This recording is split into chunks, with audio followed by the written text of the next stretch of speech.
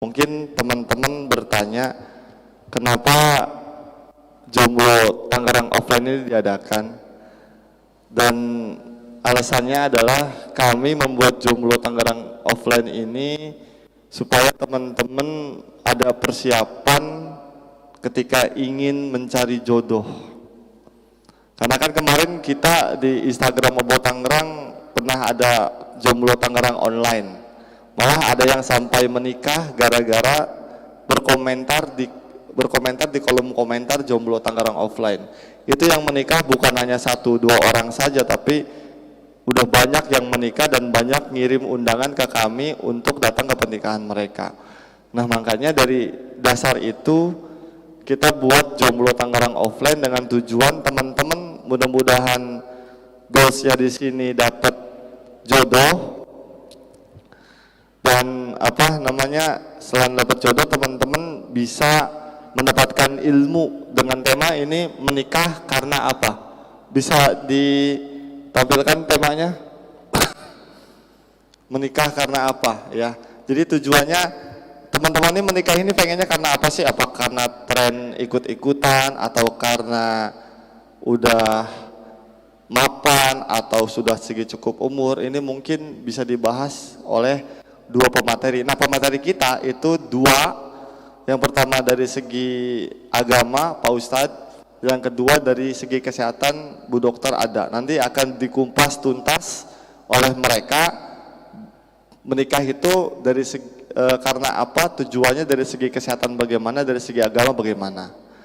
Dan mudah-mudahan teman-teman berkenan mengikuti acara ini, dan mudah-mudahan teman-teman mendapatkan ilmu tambahan dari acara ini. Dan yang terakhir, sesuai yang saya informasikan di grup WA, bahwa bagi yang berminat nanti tinggal scan QR untuk CV kurikulum vitae teman-teman, baik itu laki-laki maupun perempuan. Bagi yang sudah benar-benar punya niatan ingin menikah, nanti pihak DKM Marala atau Masjid Rahmatan lil Alamin akan mendampingi teman-teman untuk bertaaruf. Jadi kami dari Mobo Tangerang hanya sebagai fasilitator, nanti yang akan mendampingi untuk bertaaruf teman-teman pihak DKM. Jadi nanti tinggal scan QR, di depan ada disediakan, tinggal di-scan, nanti tinggal diisi CV-nya. Sudah di CV diisi, nanti laki-laki perempuan kalau sudah ada, nanti tinggal didampingi oleh pihak DKM. Tahapannya seperti apa mungkin yang lebih tahu pihak DKM nanti setelah acara ini. Yang mudah-mudahan saya berdoa teman-teman selain mendapatkan ilmunya yang sudah cukup umur dan sudah cukup sekali untuk menikah, mudah-mudahan mendapatkan jodoh di acara ini. Amin ya rabbal alamin. Itu aja dari saya, terima kasih. Assalamualaikum warahmatullahi wabarakatuh. Ya, terima kasih kepada perwakilan dari PSI Gathering Tangerang atas sambutannya. Selanjutnya kita akan ada sambutan lagi dari perwakilan remaja Masjid Marala. Waktu dan tempat kami persilahkan.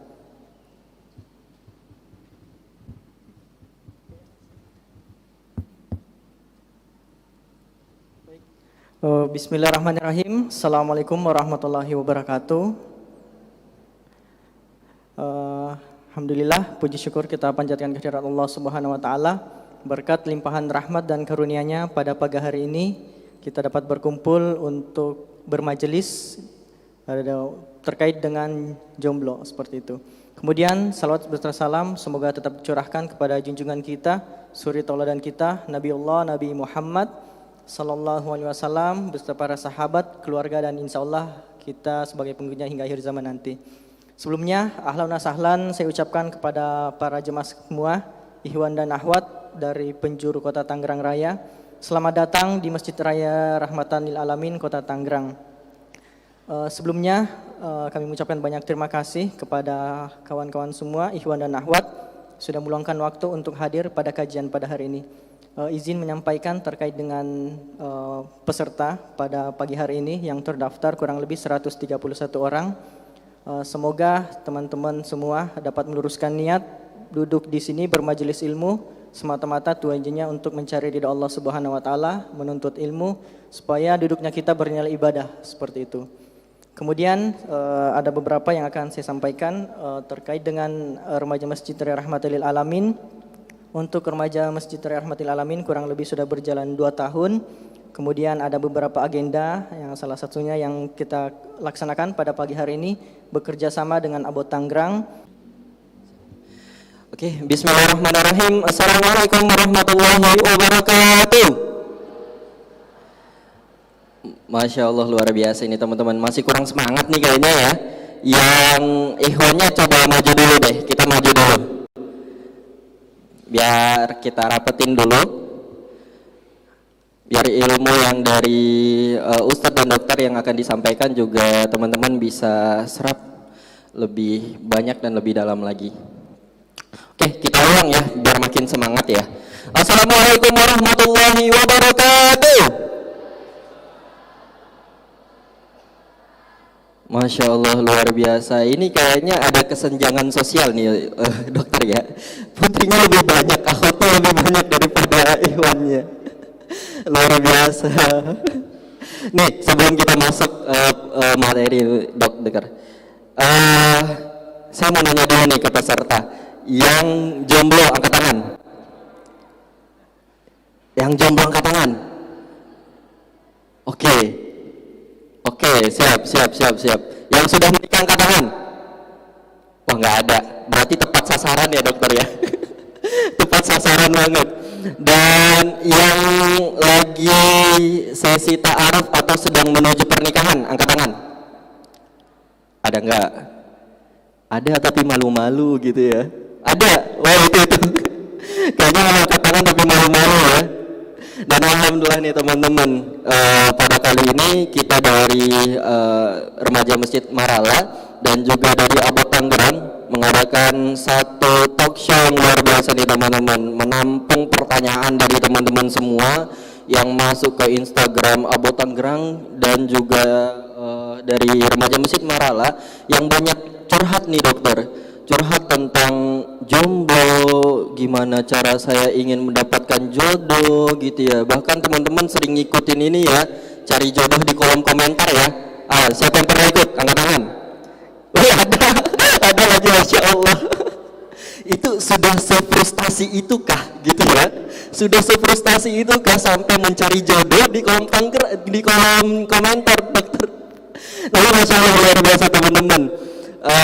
Alhamdulillah ini yang akan kita bahas nih. Masya Allah kita sudah ada dokter dan insya Allah nanti sudah ada Ustadz yang insya Allah akan menyampaikan pandangan tentang kesehatan mental dan juga dari sisi agama bagaimana jomblo itu bersikap. Masya Allah luar biasa. Teman-teman silahkan buka bukunya, siapkan catatannya dan siapkan hati yang bersih. Karena kita tahu ilmu itu tidak akan masuk kepada hati-hati yang masih kotor. Assalamualaikum warahmatullahi wabarakatuh. Selamat pagi untuk teman-teman semua. Sebelumnya kita bersyukur kepada Allah Subhanahu wa taala karena dengan izinnya akhirnya kita dapat untuk berkumpul di Masjid Rahmatan lil Alamin ini. Untuk mencari ilmu, untuk menambah ilmu terutama mengenai masalah rumah tangga dan seputarnya. Juga salawat dan salam tak lupa kita aturkan kepada Nabi besar kita yaitu Muhammad Sallallahu Alaihi Wasallam beserta keluarganya dan para sahabat. Karena dengan hadirnya beliau, dengan diutusnya beliau di permukaan bumi ini, sehingga kita keluar dari kejahilan. Sedikit saya memperkenalkan diri saya, nama saya Dr. Nauli Aulia Lubis. Saya merupakan psikiater yang bertugas di Rumah Sakit EMC Tangerang. Selain daripada itu saya juga bertugas di Rumah Sakit Umum Pusat Dr. Sitanala.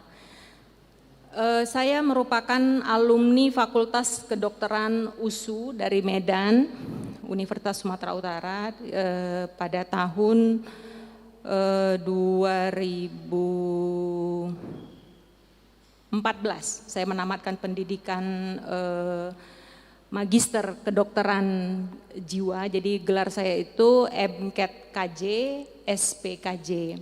Itu menamatkan pendidikan magisternya di 2011, lalu menamatkan spesialisnya di 2014. Jadi itulah sedikit mengenai diri saya. Oke, terima kasih Mas Ridho. Masya Allah, berarti lebih ke spesialis jiwa ya, dokter ya. Masya Allah, luar biasa. Ini jiwa-jiwa yang datang ke sini adalah jiwa-jiwa yang rapuh, dokter. Jiwa-jiwa yang rapuh datang ke sini, kebetulan banget ketemu dokter. Masya Allah.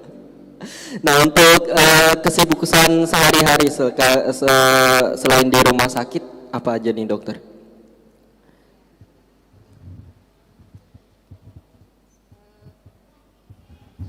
Jadi kesibukan saya selain di 2 rumah sakit tersebut, saya tetap menjalankan posisi saya sebagai ibu, sebagai istri dalam rumah tangga saya.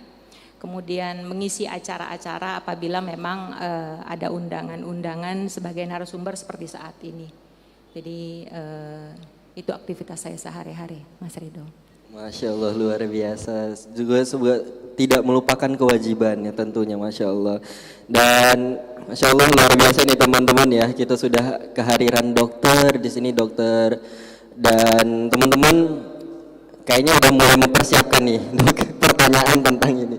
Tapi teman-teman jangan khawatir, kalau misalnya ingin konsultasi bisa langsung ya dokter ya. Ini rumah sakit dekat kok teman-teman. Bisa langsung ketemu sama dokter dan bisa konsultasi langsung ke rumah sakit EMC. Dan Masya Allah dokter, kita ingin bahas nih dokter seputar emang kesehatan jiwa. Kebetulan kan kita kemarin setelah merayakan Hari Kesehatan Jiwa ya dokter ya. Kebetulan dan kita mengetahui banyak jomblo dan jomblowati ini banyaknya overthinking ya, betul ya teman-teman ya, betul enggak? Betul. Ada yang malu-malu banyak overthinking. Nah, kebanyakan overthinking itu karena disebabkan teman-teman mereka yang sudah menikah dan Masya Allah, barakallah Ustaz. Tafadhol Ustaz, insyaallah. Nih Masya Allah, alhamdulillah kita sudah kedatangan Al Ustaz nih, Masya Allah. Nih kita lanjut dulu ya dokter ya. Kita lanjut dulu, nanti kita perkenalan ya Ustaz ya. Masya Allah, luar biasa. Oke dokter, kita mengetahui banyak kasus overthinking ketika memang melihat teman atau melihat sahabat kita itu sudah nikah. Waduh, dia udah nikah nih, gua kapan nikahnya ya gitu ya. Aduh, dia dapat jodohnya yang luar biasa, saya kapan ya. Nah sebenarnya bagaimana sih cara kita sebagai, bukan kita ya, kita semua sebagai jomblo itu menghindari sifat-sifat overthinking itu? Silakan dokter.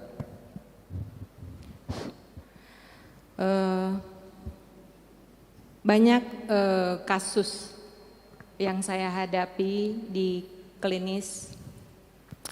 Pasien saya datang selalu mengatakan overthinking dengan keadaan yang dialami.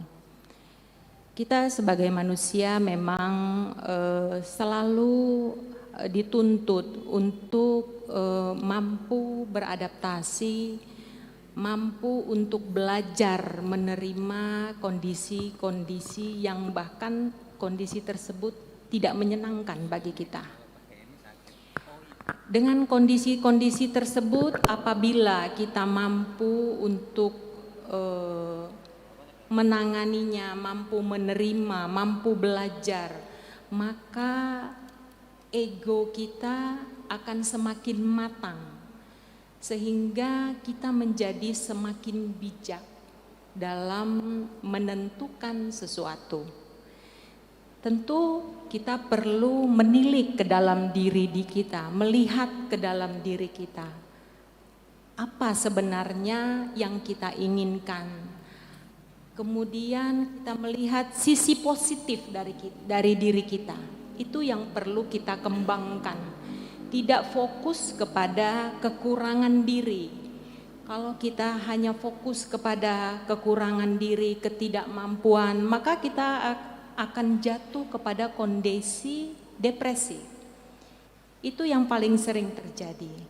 Jadi diharapkan kita sebagai manusia harus mampu belajar, mampu beradaptasi dengan kondisi tersebut. Kita aware dengan keadaan sekitar dan menilik ke dalam diri bahwa kita harus fokus kepada kelebihan kita. Itu yang dengan itu kita bisa mengembangkan diri kita sendiri. Kemudian kita diharapkan untuk membuka diri terhadap lingkungan yang ada di sekitar kita, bahkan mungkin lebih dari itu. Jadi kita berusaha untuk memperoleh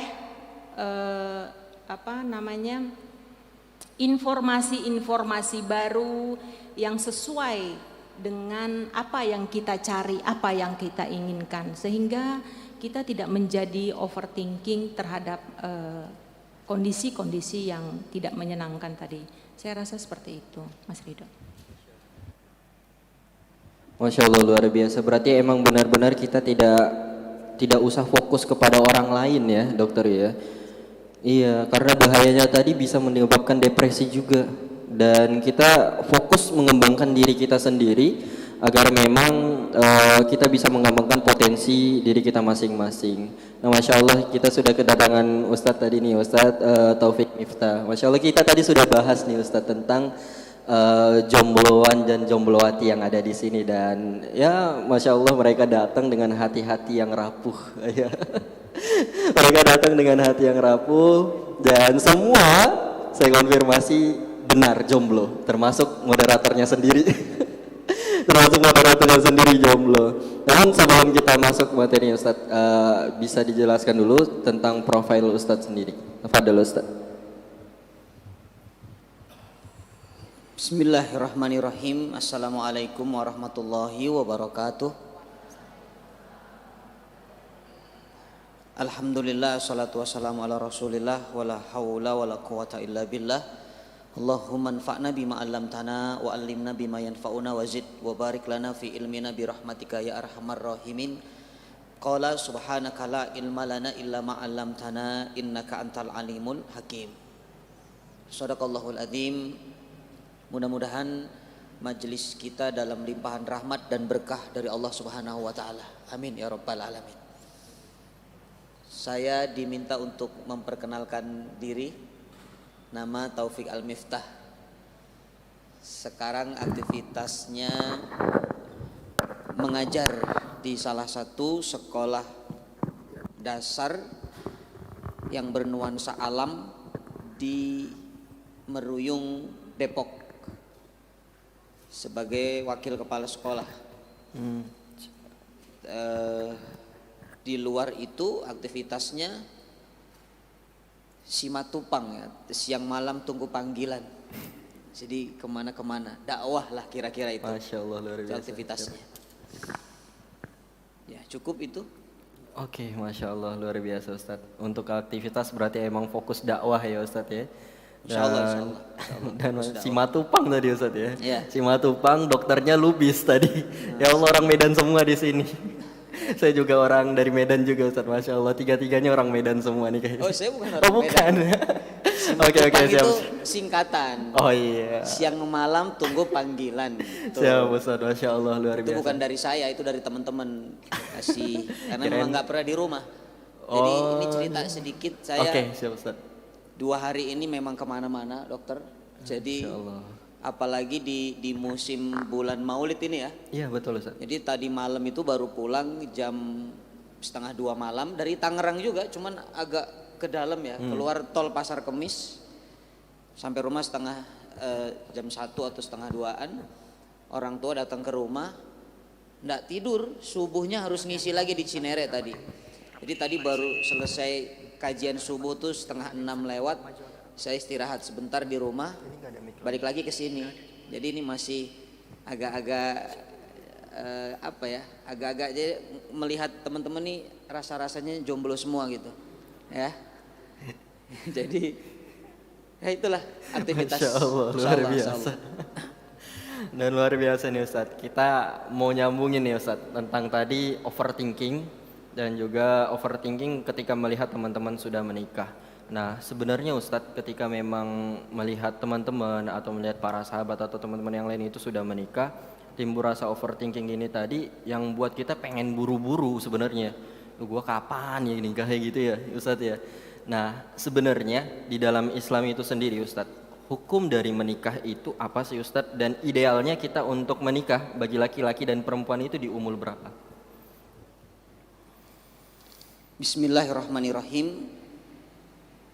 Hukum menikah itu sama dengan hukum mandi dalam Islam.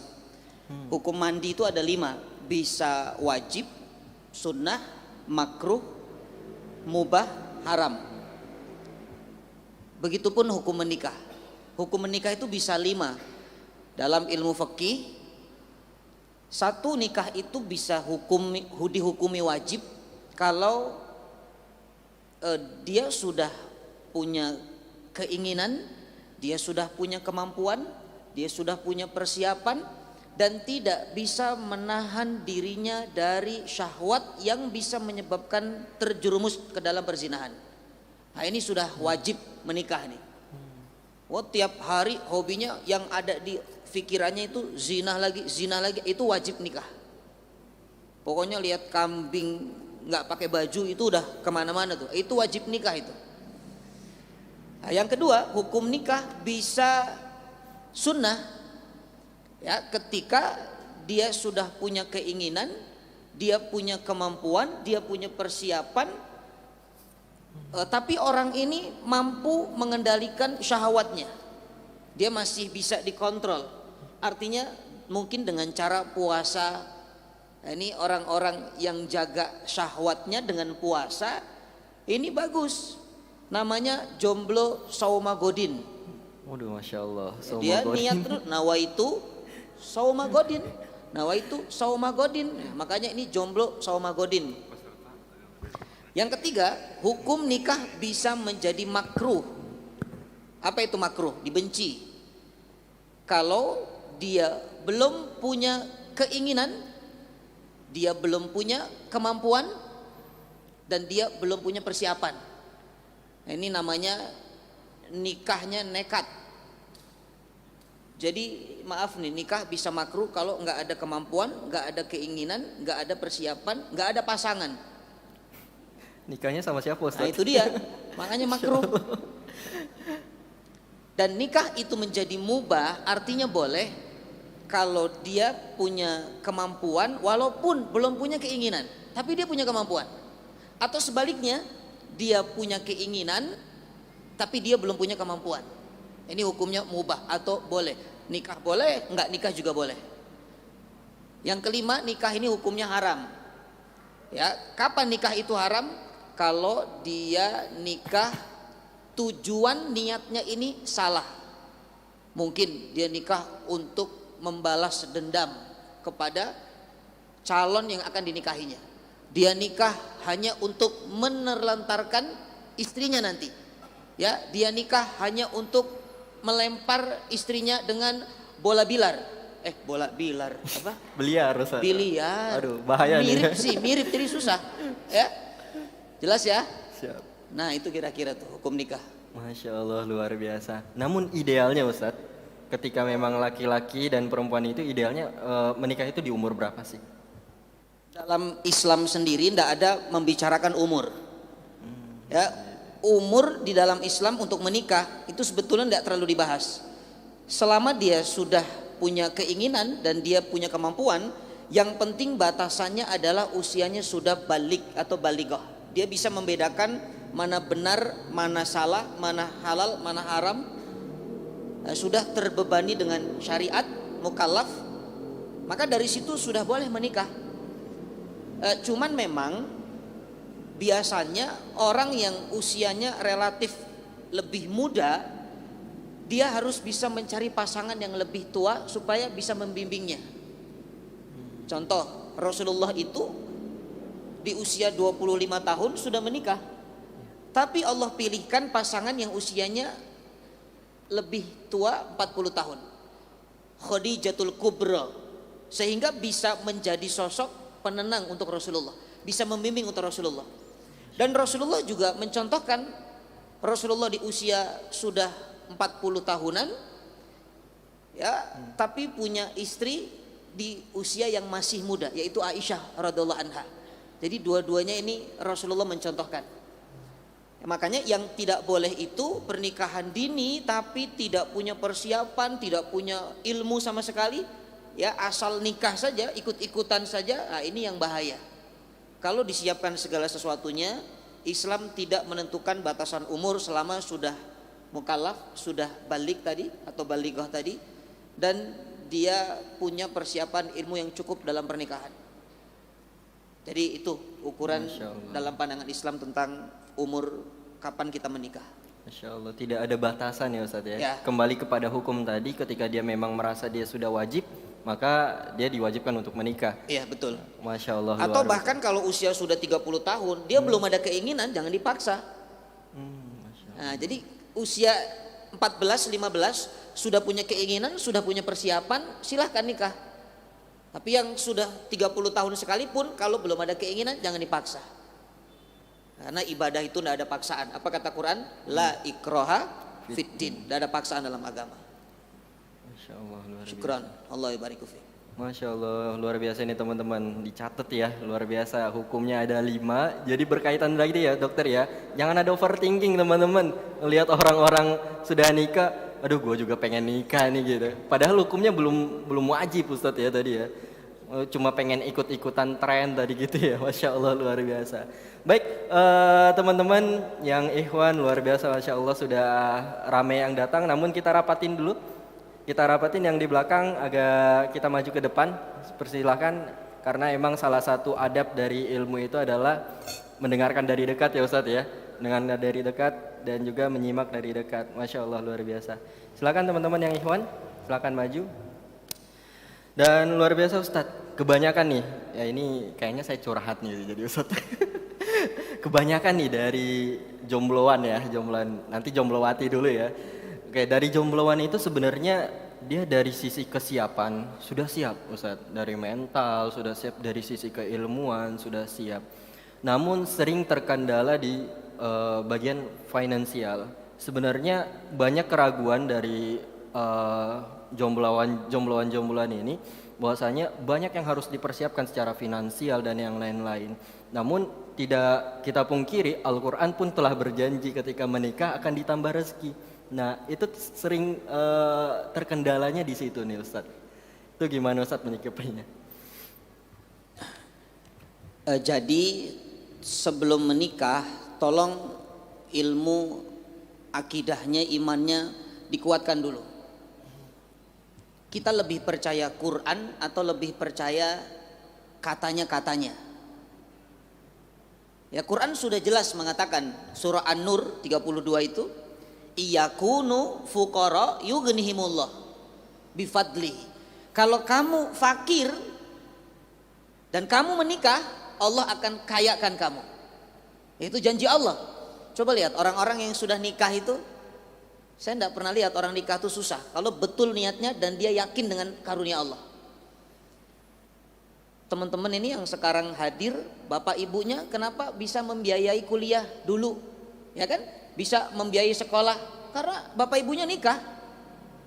Bahkan umur kenabian 40 tahunan itu baru orang dikatakan sukses. Ya, umur 40 tahun itu kan kadang punya jabatan, dia megang perusahaan, dan itu sebab dari pernikahan. Makanya para jomblo ini yang masih meragukan ayat ini, perbaiki lagi keimanannya dulu, baru dia akan kuat untuk menikah. Jangan hitung-hitungan finansial dengan akal-akalan kita. Rizki itu yang ngatur Allah. Siap-siap kita akan hancur kalau kita coba atur-atur yang sudah diatur oleh Allah. Masya Allah. Nikah itu murah. Ya, nikah itu tidak sulit. Ya, yang sulit itu melupakan rehan. Aduh. Bahkan sulit. Ya. Begitu sulit. Kenapa? Ya, Karena rehan itu baik. Ada rehan di sini? Jadi nikah itu mudah, rukunnya terpenuhi, selesai. Yang mempersulit itu kita. Ada resepsi 7 bulan 7 hari, ya kan? Harus bikin undangan, wah di gedung yang mewah, kan kita bikin repot. Pernah dengar sahabat Nabi walimahan? Gak ada kan? Nikah saja. Nah, jadi tolong difahami ini bicara tentang akidah, jadi harus yakin. Saya nikah, bismillah, Allah akan kayakan saya. Kenapa? Karena di dalam pernikahan itu ada perut-perut yang akan kita nafkahi, khususnya laki-laki ini. Harus yakin Allah titipkan istri, Allah titipkan anak-anak nanti, rizkinya melalui perantara nafkah suami. Jadi tidak mungkin makhluk yang Allah ciptakan di bumi ini tidak punya rizki. Wa ma min dabbatin fil ardi illa 'alallahi rizquha. Yang melata saja itu dikasih rizki, dijamin rizkinya, apalagi yang berjalan, yang punya akal. Jadi sekali lagi tujuannya apa? Kalau mau nikah itu murah, kalau mau mewah itu susah. Silahkan pilih yang mana. Syukran, Allah barik fiik. Masya Allah, kalau nikah itu mudah, yang mewah itu emang susah. Bener, Masya Allah, luar biasa. Ini menjadi semangat nih bagi para ikhwannya nih. Udah ditanyakan ya, udah mewakili ya teman-teman ikhwan ya. Dan luar biasa nih Ustadz, banyaknya kita ke Bu Dokter dulu nih, Bu Dokter. Banyaknya kita melihat Bu Dokter di sosial media kita gitu tentunya. Dan tidak jarang juga kita temukan ini di sekeliling kita gitu Dokter. Banyak orang-orang yang sudah menikah di usia muda gitu. Nah sebenarnya di dalam kedokteran sendiri menikah usia muda itu ideal atau sebenarnya tidak ideal, Dokter?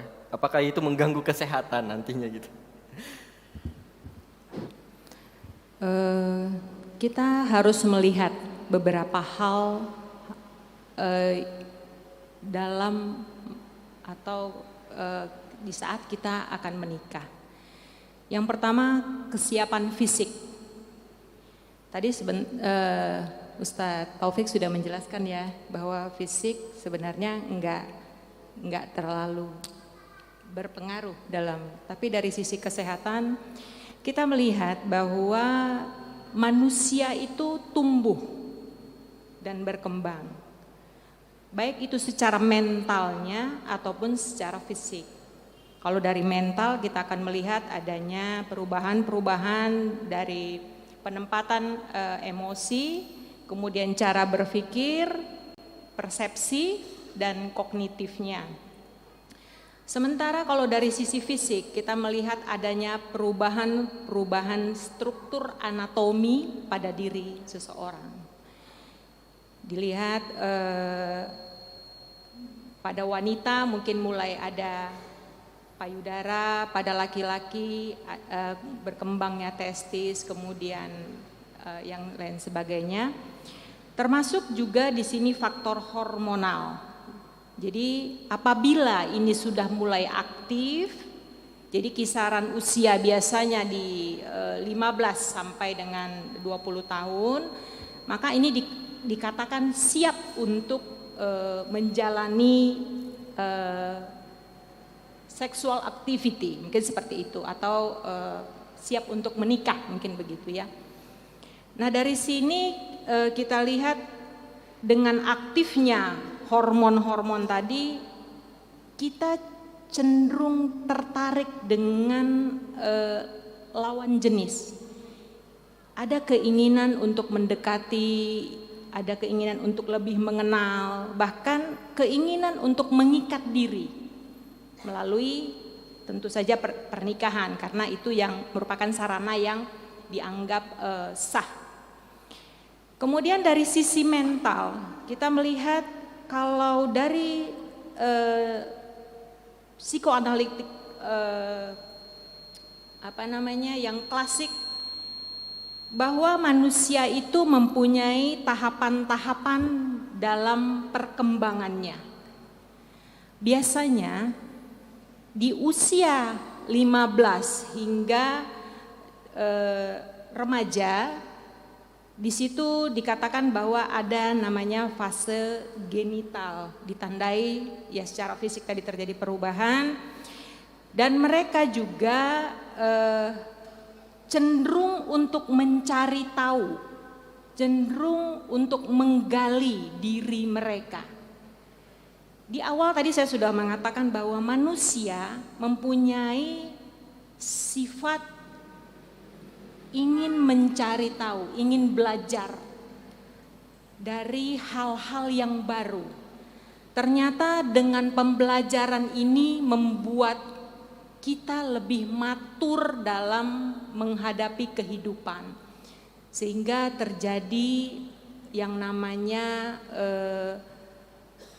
maturitas personality atau kematangan kepribadian. Nah, pada kondisi ini tentu perlu role model. Siapa role model kita? Ya orang-orang di sekitar kita. Yang pertama sekali adalah ayah dan ibu. Kita akan melihat bagaimana mereka menjalani kehidupan mereka sebagai orang tua, sebagai pasangan. Nah, itu dari situ kita akan melihat. Kemudian pada lingkungan yang lebih luas mungkin orang-orang di sekitar kita. Nah, dari sisi mental kita akan melihat kondisi itu. Dan yang terakhir dari finansial, tadi sudah dikatakan juga bahwa Allah sudah menyiapkan rezeki orang-orang yang memang berniat benar dalam menjalani kehidupan rumah tangga.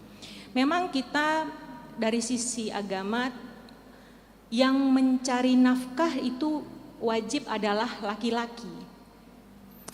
Akan tetapi tidak juga sedikit wanita juga banyak yang berkarir.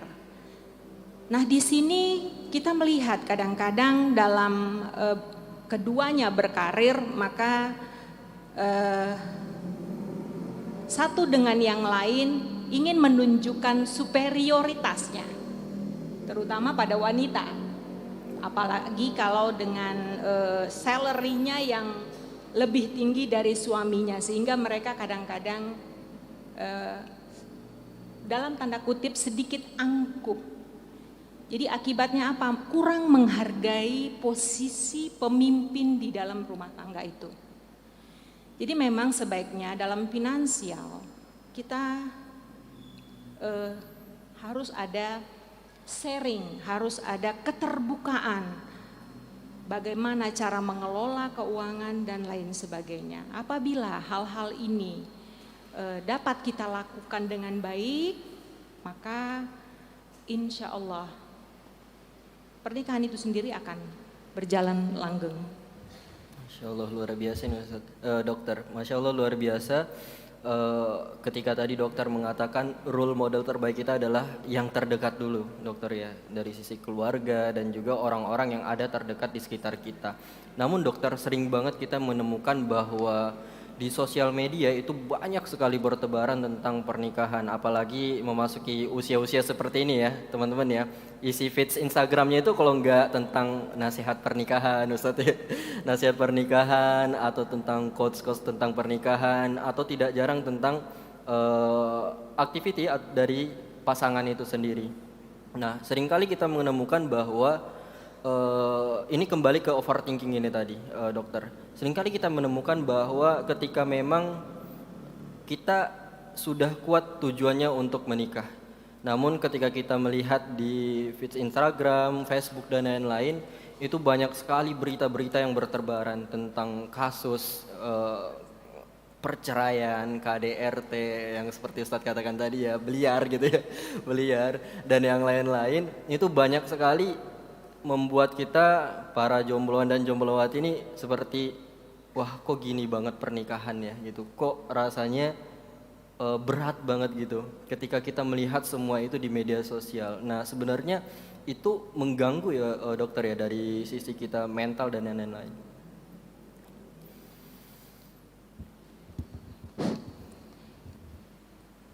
Memang kita melihat bahwa saat ini banyak sekali kasus-kasus perceraian. Itu saya sendiri juga di klinik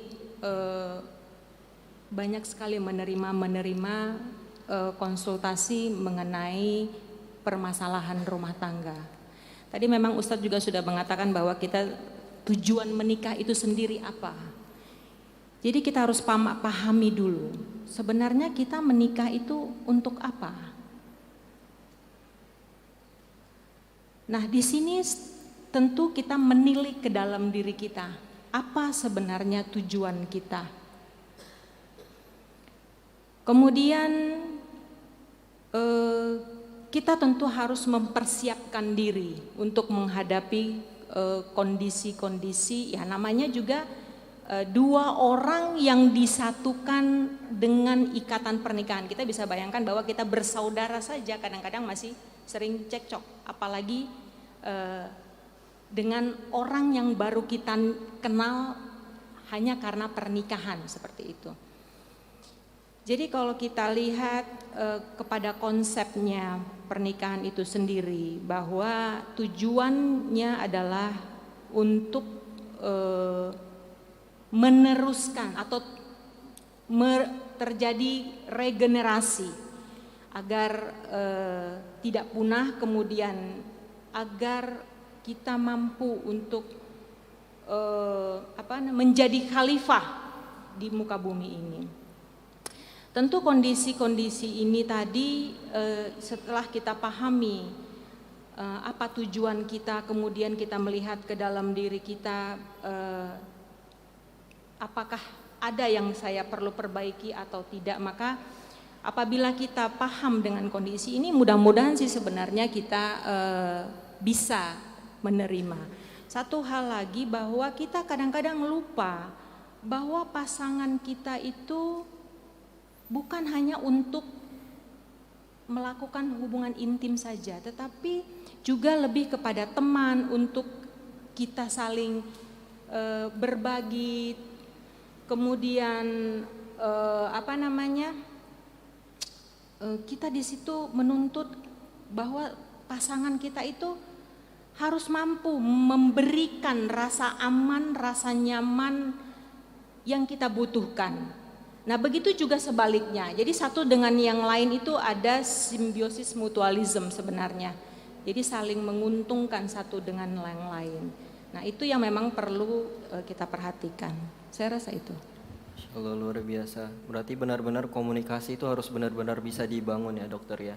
Dan ini untuk Ustadz nih Ustadz. Dan luar biasa Ustadz, seperti tadi menyambung ya dari pembicaraan dokter sebelumnya. Nah, kebanyakan saya mendapati pertanyaan seperti ini Ustadz dari beberapa teman-teman saya yang mengatakan bagaimana konsep dalam Islam memilih jodoh gitu. Saya coba menjawab dengan ta'aruf gitu. Bagaimana dengan ta'aruf, karena tidak diawali dengan berpacaran gitu. Pacaran kita sudah tahu 1 tahun 2 tahun kita pacaran, kita sudah mengenal gitu. Sedangkan itu tidak dikenal oleh Islam, konsep berpacaran itu sendiri. Sehingga mereka sering mengatakan kalau ta'aruf mah kayaknya beli kucing dalam karung katanya Ustadz ya. Luar biasa. Nah, ini untuk menjawab pertanyaan-pertanyaan seperti ini seperti apa Ustadz? Karena mereka sendiri kembali lagi kepada hal yang tadi, kasus-kasus tadi, ketika memang mereka tidak mengenal terlalu dalam, mereka akan bisa bercerai dan lain-lain. Anggapan mereka seperti itu. Gitu Ustadz. Teman-teman yang dirahmati Allah, perlu difahami, orang yang melakukan proses ta'aruf, kemudian di kemudian hari dia menikah, lalu pernikahannya ternyata kok tidak sesuai dengan apa yang saya harapkan Ustadz. Seolah-olah kita mengatakan beli kucing dalam karung, ta'aruf ini tidak pas Ustadz. Nah, orang yang mensalahkan ta'aruf atau dikatakan dia kecewa dengan proses ta'aruf, sesungguhnya dia belum ta'aruf. Ta'aruf itu kan cari tahu ya. Nah, cari tahu kita itu, Islam mengajarkan cari tahunya itu jangan melihat unsur-unsur yang sifatnya adalah dunia. Kebanyakan dari kita ta'aruf yang dilihat prioritas adalah harta dulu, cantik dulu, nasab dulu, agamanya dibelakangkan nanti. Ini yang salah. Padahal kata Nabi, fadfar bidzatid din taribat siyadak. Kalau kamu sudah mendapati laki-laki atau perempuan agamanya bagus, maka itu lebih baik. Walaupun secara materi dia biasa saja, secara fisik ya dia biasa saja, tapi agamanya bagus, ini harus jadi prioritas. Saya yakin kalau agamanya sudah bagus menurut Allah dan Rasulnya, bukan menurut hawa nafsunya ya.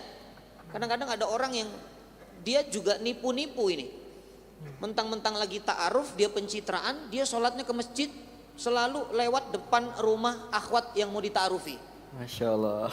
Supaya dia lihat, tuh ini ahli masjid ini. Padahal rumahnya di Bekasi, sholat subuhnya di Marala. Nah ini kan kurang kerjaan. Ya Allah. Nah harus pandai juga, makanya Rasul kasih inisiatif. Jangan hanya kita berpaku kepada penglihatan kita. Coba tanya teman-temannya. Karena orang itu biasanya tergantung agama temannya. Itu kata Rasulullah. Alad dini khalili. Tanya temannya, nah itu ta'aruf juga. Belum yakin juga Ustadz, tanya lingkungan kantornya. Tanya bagaimana dia bermuamalah. Kalau teman-teman mendapat kabar dari teman kantornya atau temannya, aduh dia itu kalau punya urusan hutang itu nggak pernah tepat dan nggak pernah beres. Nah, berarti itu nggak beres tuh. Jadi ukuran akhlak seseorang itu dilihat dari bagaimana cara dia bermuamalah. Bisniskah, hutang piutangkah, itu bisa dilihat akhlaknya. Sebetulnya kalau kita bedah ta'aruf dengan jeli, luas, orang tuh enggak ada yang kecewa dengan ta'aruf. Kenapa? Saya beberapa contoh sudah ada di terang Jakarta itu. Ta'aruf sampai hari ini, subhanallah, punya anak 1, anak 2, dan makin barokah rumah tangganya. Karena apa? Karena ta'arufnya sesuai dengan yang Allah dan Rasulnya inginkan. Jadi kalau ada yang menyalahkan ta'aruf, saya gagal gara-gara ta'aruf Ustadz, berapa banyak orang pacaran berbulan-bulan, bertahun-tahun, nikahnya juga masalah. Ya kan? Jadi kita jangan subjektif memandang sesuatu. Syariat Islam itu tidak akan mungkin salah. Kalau syariat Islam sendiri kita ragu, kepada syariat apa kita akan berpegang? Karena memang tidak ada solusi kecuali ta'aruf. Ya, makanya ta'arufnya harus diperdalam lagi. Dan ingat, orang yang ta'aruf bukan berarti harus menikah dengan pilihan itu. Tidak ada Islam memaksa. Sampai kalau sudah naldor, mohon maaf ini, akhwat dan ikhwan sudah ta'aruf lama, prosesnya tinggal naldor. Naldor tuh lihat fisik wajahnya. Ternyata begitu dibuka, boleh ya buka nikob kalau naldor yang pakai nikob dibuka boleh ya, sebatas lihat wajah.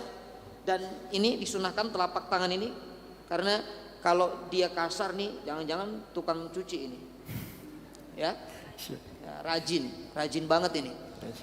Lihat wajah boleh. Kalau seandainya begitu dibuka nikobnya, ternyata itu akhwatnya jenggotan, boleh batal. Astagfirullahaladzim. Pantes namanya Nur, ternyata Nuruddin. Nah jangan. Ya Allah. Itu ta'aruf tuh boleh tidak jadi. Jadi nggak harus sudah ta'aruf pokoknya harus nikah ya, nggak ada. Makanya kalau kita ini salah ya, setelah melakukan proses ta'aruf dalam pernikahan merasa salah tentang pernikahan, yang salah bukan syariatnya, tapi yang salah adalah cara ta'arufnya. Jelas ya? Sedikit saya tambahkan ya Ustadz, mungkin silakan. kembali lagi kepada fungsi manusia. Jadi manusia itu memang kita dituntut untuk belajar dari pasangan kita, mencoba untuk memodifikasi perilaku kita apabila mungkin pasangan kita kurang senang. Itu tadi saya bilang tadi, mungkin komunikasinya dikatakan bahwa saya kurang senang kalau masnya begini, yayangnya begini, mamanya seperti itu. Ya itu sebenarnya seperti itu. Kemudian dari itu kita beradaptasi juga. Kita kenali pasangan kita kenali diri kita. Jadi kita bisa saling mengisi, tidak fokus dengan kekurangan pasangan, tetapi kita lebih fokus kepada kelebihannya. Apa nih kelebihan suami saya? Apa nih kelebihan istri saya? Sehingga kita bisa saling memadukannya. Jadi itu intinya sebenarnya dalam mengenal, kita belajar, kemudian kita coba untuk beradaptasi, tentu dengan cara-cara yang disyariatkan. Dan kemudian komunikasinya, cara berkomunikasi. Kita lihat kadang-kadang orang bilang kalau orang Sumatera ngomongnya keras, kenceng dan sebagainya macamnya. Padahal sebenarnya nggak seperti itu juga gitu. Dan orang Sunda begini dan begitu. Nah kita belajar, kita pelajari itu. Saya pikir itu sebagai tambahan. Masya Allah, luar biasa. Dan banyak banget ya Ustadz ya. Ini kembali ke ta'aruf tadi ini Ustadz. Banyak banget mungkin bukan teman-teman di sini ya, mungkin teman-teman di luar salah mengartikan ta'aruf gitu. Ta'aruf bisa diartikan dengan mereka itu sebagai pacaran ala Islami gitu. Wah, gue udah ta'aruf nih 4 tahun sama si doi. 4 tahun siapa? 4 tahun sama doi gitu. Nah, sebenarnya konsep ta'aruf itu sendiri mengenal pasangan kita seperti yang Ustadz katakan tadi, mengenal apakah kita harus langsung berbicara dengannya atau seperti apa nih Ustadz? Jadi proses ta'aruf itu pasti kita perkenalkan dulu diri kita secara tertulis, biografi ya, secara tertulis. Karena biasanya kalau langsung dipertemukan itu ada rasa malu lah. Ya boleh sih kalau memang berani. Ukhti, assalamualaikum ukhti, ada mahramnya enggak? Tolong ukhti sama mahram ya, saya mau ta'aruf. Langsung tuh di situ interview tuh. Ya, perkenalkan nama, lalu siapa, tujuan menikah, visi misinya apa. Tapi kan enggak semudah itu. Makanya perlu ditulis dulu di atas kertas, ya, lalu nanti silakan tukar CV dulu lah. Dan biasanya jangan sendiri, coba melalui perantara. Dan orang yang faham menjadi perantara proses ta'aruf, dia akan mengedepankan laki-laki dulu. CV-nya laki-laki dulu, masuk ke akhwat, baru akhwatnya akan menyusul. Karena kalau bersamaan, berbarengan, seandainya tidak ada respon dari laki-laki, akhwat itu mudah patah hati. Seolah-olah merasa ditolak, sehingga dia trauma ta'aruf. Bisa dipahami gak? Makanya kalau murabbinya paham, jadi kalau masuk ke saya beberapa CV, tapi sekarang sudah saya tidak terima lagi ya. Mohon maaf ya, tidak terima lagi. Sudah terlalu banyak yang antri. Maksudnya antri ingin dicarikan ikhwan. Kan akhwat itu terlalu banyak. Nah, saya akan cari ikhwan dulu. Mana ikhwan? Saya akan serahkan. Kalau ukhti oke dengan data ini, buatkan balasan CV kepada ikhwan itu. Nah, kalau ukhtinya tidak respon, ikhwan mah santai saja. Laki-laki itu sifatnya punya 10 rasa malu. Kalau 9 hilang itu nggak tahu malu. Itu laki-laki itu begitu. Tapi kalau akhwat perempuan 10 rasa malu, 1 hilang, itu bisa trauma dia. Ya, secara psikologisnya begitu. Namanya juga makhluk halus, ya kan? Perasaan. Makanya caranya begitu. Cari perantara, ikhwan masuk dulu, direspon, balas CV-nya. Kalau enggak respon, ya sudah, ikhwan sudah bisa menyimpulkan, oh berarti saya ditolak. Tapi dia enggak putus asa. Kalau akhwat masuk, enggak ada respon, saya ditolak nih, saya trauma, usah ta'aruf. Padahal itu bukan aib, itu adalah proses mencari pasangan terbaik dalam syariat Islam. Jadi cara pertama itu. Ya, lalu kemudian kalau sudah ketemu nih, direspon, CV ta'arufnya oleh ikhwan, direspon oleh akhwat. Proses kedua silahkan, boleh melakukan pertemuan, tapi jangan berdua, harus ada mahram. Ya, libatkan keluarga akhwatnya. Ya, di situ lebih jauh, boleh dengan lisan. Tanya tuh, kira-kira visi misi nikah kita apa sih? Terus kalau mau nikah mau punya anak berapa sih? Kalau itu nanti diobrolkan di sana. Nah, sampai nanti kalau memang serius, ya sampai kepada proses khitbah. Nah, khitbah tuh berarti sudah oke tuh. Ya baru lanjutnya nikah. Simple sih ta'aruf itu, tidak dipersulit kok.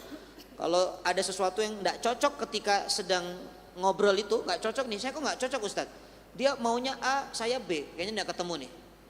Ya sudah, cukup sampai di situ, sampaikan maaf saya mundur. Ya sudah, selesai. Cari lagi yang lain. Itulah ta'aruf.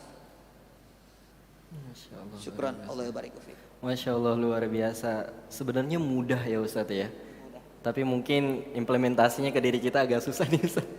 Oke, Masya Allah luar biasa. Kita kembali ke Bu Dokter nih, Masya Allah. Tadi kita membahas tentang ta'aruf, Dok. Tadi juga sudah disinggung tentang bagaimana ketika ta'aruf kita ditolak. Mungkin bagi laki-laki tadi benar ya Ustadz ya, ada 10 rasa malu, kalau 9-nya hilang dia tak tahu malu lagi gitu. Tapi kebanyakan ya Ustadz, emang kebanyakan laki-laki dan Bu Dokter juga ya, kebanyakan laki-laki atau perempuan sudah mengincar nih, wah ini target gua nih gitu, ini target gua gitu. Nah ketika mereka ta'aruf ternyata ditolak, sakit hatinya luar biasa nih Bu Dokter. Sakit hatinya luar biasa, bahkan kita menemukan beberapa kisah ya sampai mereka diam, depresi dan yang lain-lain. Nah itu bagaimana untuk insecure ya? Iya, insecure-nya luar biasa, insecure-nya luar biasa. Nah itu bagaimana menurut pandangan dokter sendiri?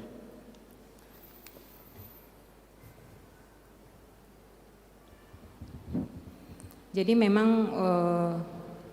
kita manusia itu dalam selama kehidupan kita tetap kita akan terus dicoba.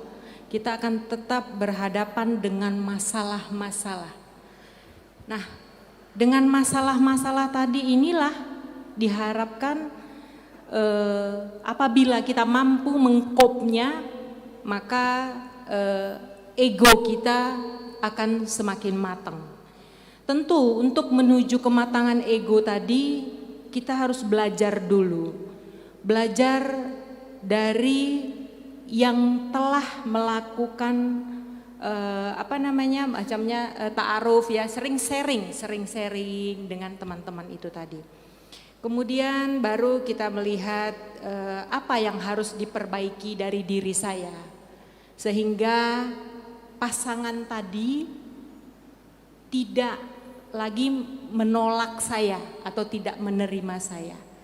Nah, itu yang paling penting dilakukan. Kalau seandainya kita hanya fokus kenapa kita ditolak, hanya fokus pada kekurangan diri kita, hal ini yang membuat kita akhirnya menjadi depresif, yang membuat kita jadi insecure, patah hati. Nah sebenarnya ini salah sekali, karena sebenarnya namanya manusia kita akan tetap berhadapan dengan masalah-masalah. Nah bagaimana cara kita mengkopnya, nah itu tentu perlu sharing, perlu melihat kepada sekitaran kita, meminta pendapat. Nah seperti itu, kemudian mencari tahu lagi apa yang harus saya lakukan. Saya pikir kalau seandainya kita dapat melakukan itu, insya Allah tidak ada perasaan-perasaan seperti feeling insecure, kemudian sampai jatuh kepada depresif atau bahkan anxiety ya, yang paling banyak saya perhatikan. Insya Allah luar biasa dokter ya, dimana seringkali kita menemukan bahwa kasusnya seperti itu dokter. Ketika memang cinta ditolak, dukun pun bertindak. Waduh, cinta bertolak, dukun pun bertindak gitu. Itu ungkapan lama yang mengungkapkan bahwa si laki-laki ini udah nargetin banget gitu, nargetin banget. Tapi ketika emang ta'arufnya ditolak, cintanya ditolak, dia bahkan bisa melakukan hal-hal yang memang di luar batas syariat itu tadi. Nah baik teman-teman, dipersiapkan pertanyaannya ya. Persiapkan pertanyaannya karena ya sebentar lagi kita akan masuk kepada sesi pertanyaan. Namun sebelum itu kita masuk dulu ini tadi. Tadi dokter menyinggung tentang persiapan mental kita gitu. Nah sebenarnya bagaimana sih jomblo itu bersikap untuk mempersiapkan mentalnya tadi nih dokter. Karena kita mengetahui nih ya, kita belum ada calon gitu ya. Belum siap gitu ya, dan secara finansial juga mungkin yang kurang gitu. Nah bagaimana sih cara kita untuk mempersiapkan diri kita dulu nih, mental kita dulu gitu untuk menuju pernikahan itu tadi? Ya. Mungkin persiapan-persiapan yang dilakukan, pertama kita harus open minded, berpikiran terbuka. Jadi kita mampu menerima kritikan, mampu menerima saran dari orang-orang terdekat kita, dari orang-orang yang kita mintai pendapat. Yang kedua, kita lebih fokus kepada kelebihan kita, kemudian kita menggali kelebihan tersebut, dan tak lupa kita mengapresiasi diri kita apabila kita mampu untuk melakukan hal-hal positif. Lalu kemudian kita belajar atau kita meningkatkan interaksi sosial kita yang selama ini mungkin kita hanya sebatas itu saja. Mungkin jadi kita lebih banyak berinteraksi sosial yang mempunyai manfaat. Insya Allah mungkin dengan hal-hal tersebut tadi kita bisa meneruskan ke hubungan lebih lanjut. Masya Allah, luar biasa. Masya Allah nih Bu Dokter, ini kayaknya saya dapat list pertanyaan yang sebenarnya ini mungkin curhatan dari panitia ya. Curhatan dari panitia. Apakah ada manfaat menjadi seorang jomblo dari sisi kesehatan mental? Gimana dokter?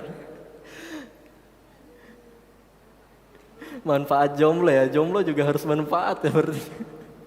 Masya Allah. Manfaat jomblo ya, sebenarnya mungkin dengan kita jomblo kita punya banyak waktu.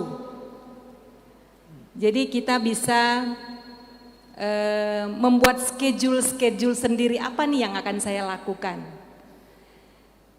apa yang mau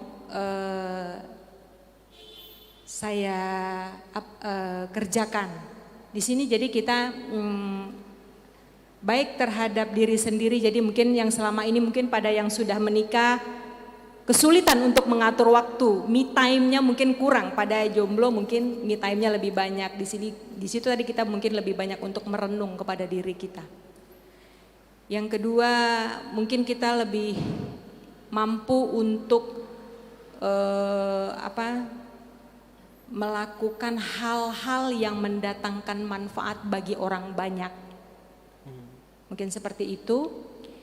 Dan membuat kita menjadi lebih mandiri, mengembangkan diri kita kepada orang-orang. Dan jomblowati ini tadi.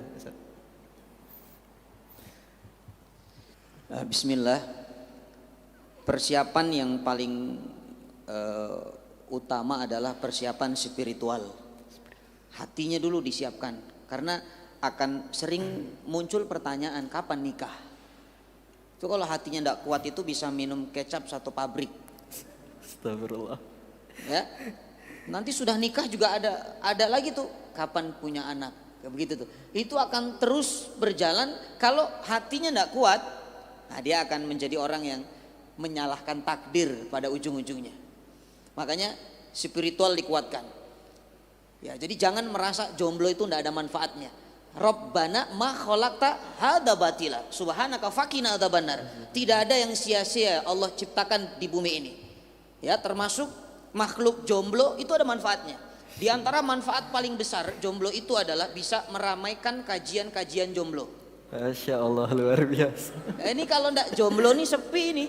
Benar. Saya lihat tadi, subhanallah, ternyata di sini sepi, ternyata di sana subhanallah. Ya, itu salah satu manfaatnya. Kalau ndak ada jomblo nih kita ndak bisa ini live streaming kan? Live streaming. Ya, masa yang datang sudah lansia berkeluarga, tidak mungkin. Jadi itu intermezzo, itu manfaatnya lah kira-kira. Nah, persiapan spiritual tadi sudah disiapkan. Bagaimana cara mempersiapkan spiritual? Nah, sering datang ke majelis taklim. Ya, yang bisa mengcounter iman kita ini atau yang bisa mengcounter syahwat itu ya iman. Kalau ndak sering ngaji, ruhnya kering, dia akan mudah tergoda oleh buaya-buaya darat, udara maupun laut. Ya, dia harus kuat dia. Makanya datang ke majelis taklim tuh. Itu untuk menguatkan spiritual. Yang kedua, sambil minta sama Allah. Ini kan taman surga. Doa diijabah, minta sama Allah. Ya Allah, Allahumma inna jodohuka. Ya, kalau jodohku ada di bawah bumi, keluarkan ya Allah. Wa in kana fis sama fangzilu. Kalau di atas turunkan. Nah, ini lantai 2, siapa tahu ada yang jatuh tuh. Ya. Nah, itu doa tuh begitu, minta supaya dipertemukan. Jadi itu yang pertama, spiritual dulu. Spiritualnya. Ya. Yang kedua, baru tuh secara jasmaninya, secara fisiknya. untuk dipersiapkan. Laki-laki itu identiknya yang dilihat adalah keindahan ataupun kecantikan. Jadi jangan cuma fokus ke akhlak, akhlaknya bagus tapi begitu lewat 15 meter bau keteknya kemana-mana. Nah itu enggak suka. Ya makanya Islam itu indah, tapi kadang-kadang manusianya, muslimnya yang enggak indah. Maaf nih, dalam ayat Ar-Rum 21 kalimat sakinah itu akan bisa dibangun dengan dua syarat, tangganya dua. Wa ja'ala bainakum mawaddatau wa rahmah, itu kata Allah. Apa mawaddah? Mawaddah itu rasa cinta, ketertarikan kepada pasangan karena dia punya kelebihan fisik khususnya. Makanya coba kalau para ikhwan ini mau nikah, dia membidik akhwat atau akhwat melihat ikhwan, pasti yang dilihat pertama apa? Fisik, keindahan, itu fitrah. Nggak ada orang nikah lihat kekurangan tuh, nggak ada. Kamu kenapa nikah sama dia? Iya, saya lihat dia tuh subhanallah wajahnya berantakan, saya suka. Nggak mungkin. Pasti yang dilihat dia ganteng Ustadz, dia cantik Ustadz, dia baik Ustadz. Kelebihan yang dilihat. Nah, itu untuk memunculkan syahwat, giroh, semangat supaya mau nikah. Itu boleh. Tapi kalau sudah nikah harus pakai juga rahmah. Kenapa? Karena setelah nikah biasanya yang muncul adalah kekurangan, aib keluar tuh. Ya, waktu belum nikah mah dipandangnya enak. Subhanallah, kayaknya lihat dia tuh sejuk. Begitu sudah nikah, kadang-kadang ketemu dia itu panas. Ya, belum lagi tidurnya, kok ngoroknya begini ya? Belum lagi apanya, itu makin enggak suka kita kalau kita memandangnya dengan mawaddah terus. Makanya harus dengan rahmah. Rahmah itu apa? Melihat pasangan kita dari sisi kekurangannya. Maka kalau spiritual sudah dikuatkan, jasmaninya disiapkan, maka jodoh Allah akan segera datangkan. Kalau juga tidak datang Ustadz, ternyata ditikung di sepertiga malam, gampang. Setel lagunya Triswaka. Aku bukan jodohnya, udah selesai. Waduh. Itu namanya bab takdir. Kalau jodohmu, dia akan menikah denganmu. Kalau enggak ya sudah. Itu kira-kira. Syukran, Allah barik fiik. Masya Allah, luar biasa nih Ustadz penjelasannya tadi nih Ustadz. Nah terakhir nih dari Ustadz dan juga Bu Dokter, ini pertanyaan dari panitia, lagi-lagi ini mungkin panitia curhat ya kayaknya ya. Tips menjaga kesehatan mental jika ditinggal menikah oleh pacar atau teman-teman, dari tips dari seputar kesehatan dan juga dari agama sendiri. Silakan Bu Dokter dulu. Tips ditinggal nikah gitu oleh sahabat dan iya, ditinggal mantan atau sahabat. Iya, buanglah mantan pada.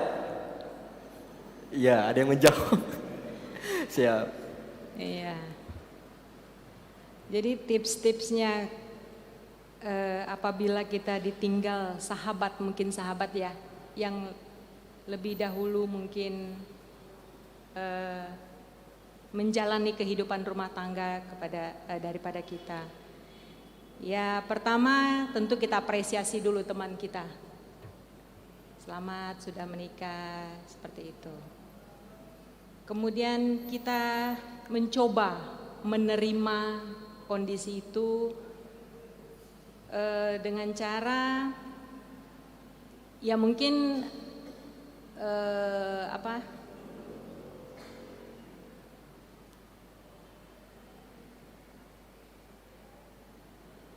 memperbaiki diri lagi. Lalu target kita, mungkin selama ini kita punya pasang target yang terlalu tinggi. Sehingga kadang-kadang para ikhwah mundur dengan target itu. Jadi kita mungkin bisa menurunkan target kita lagi. Yang ketiga, mungkin kita muhasabah diri juga. Apa yang harus saya perbaiki dari diri saya?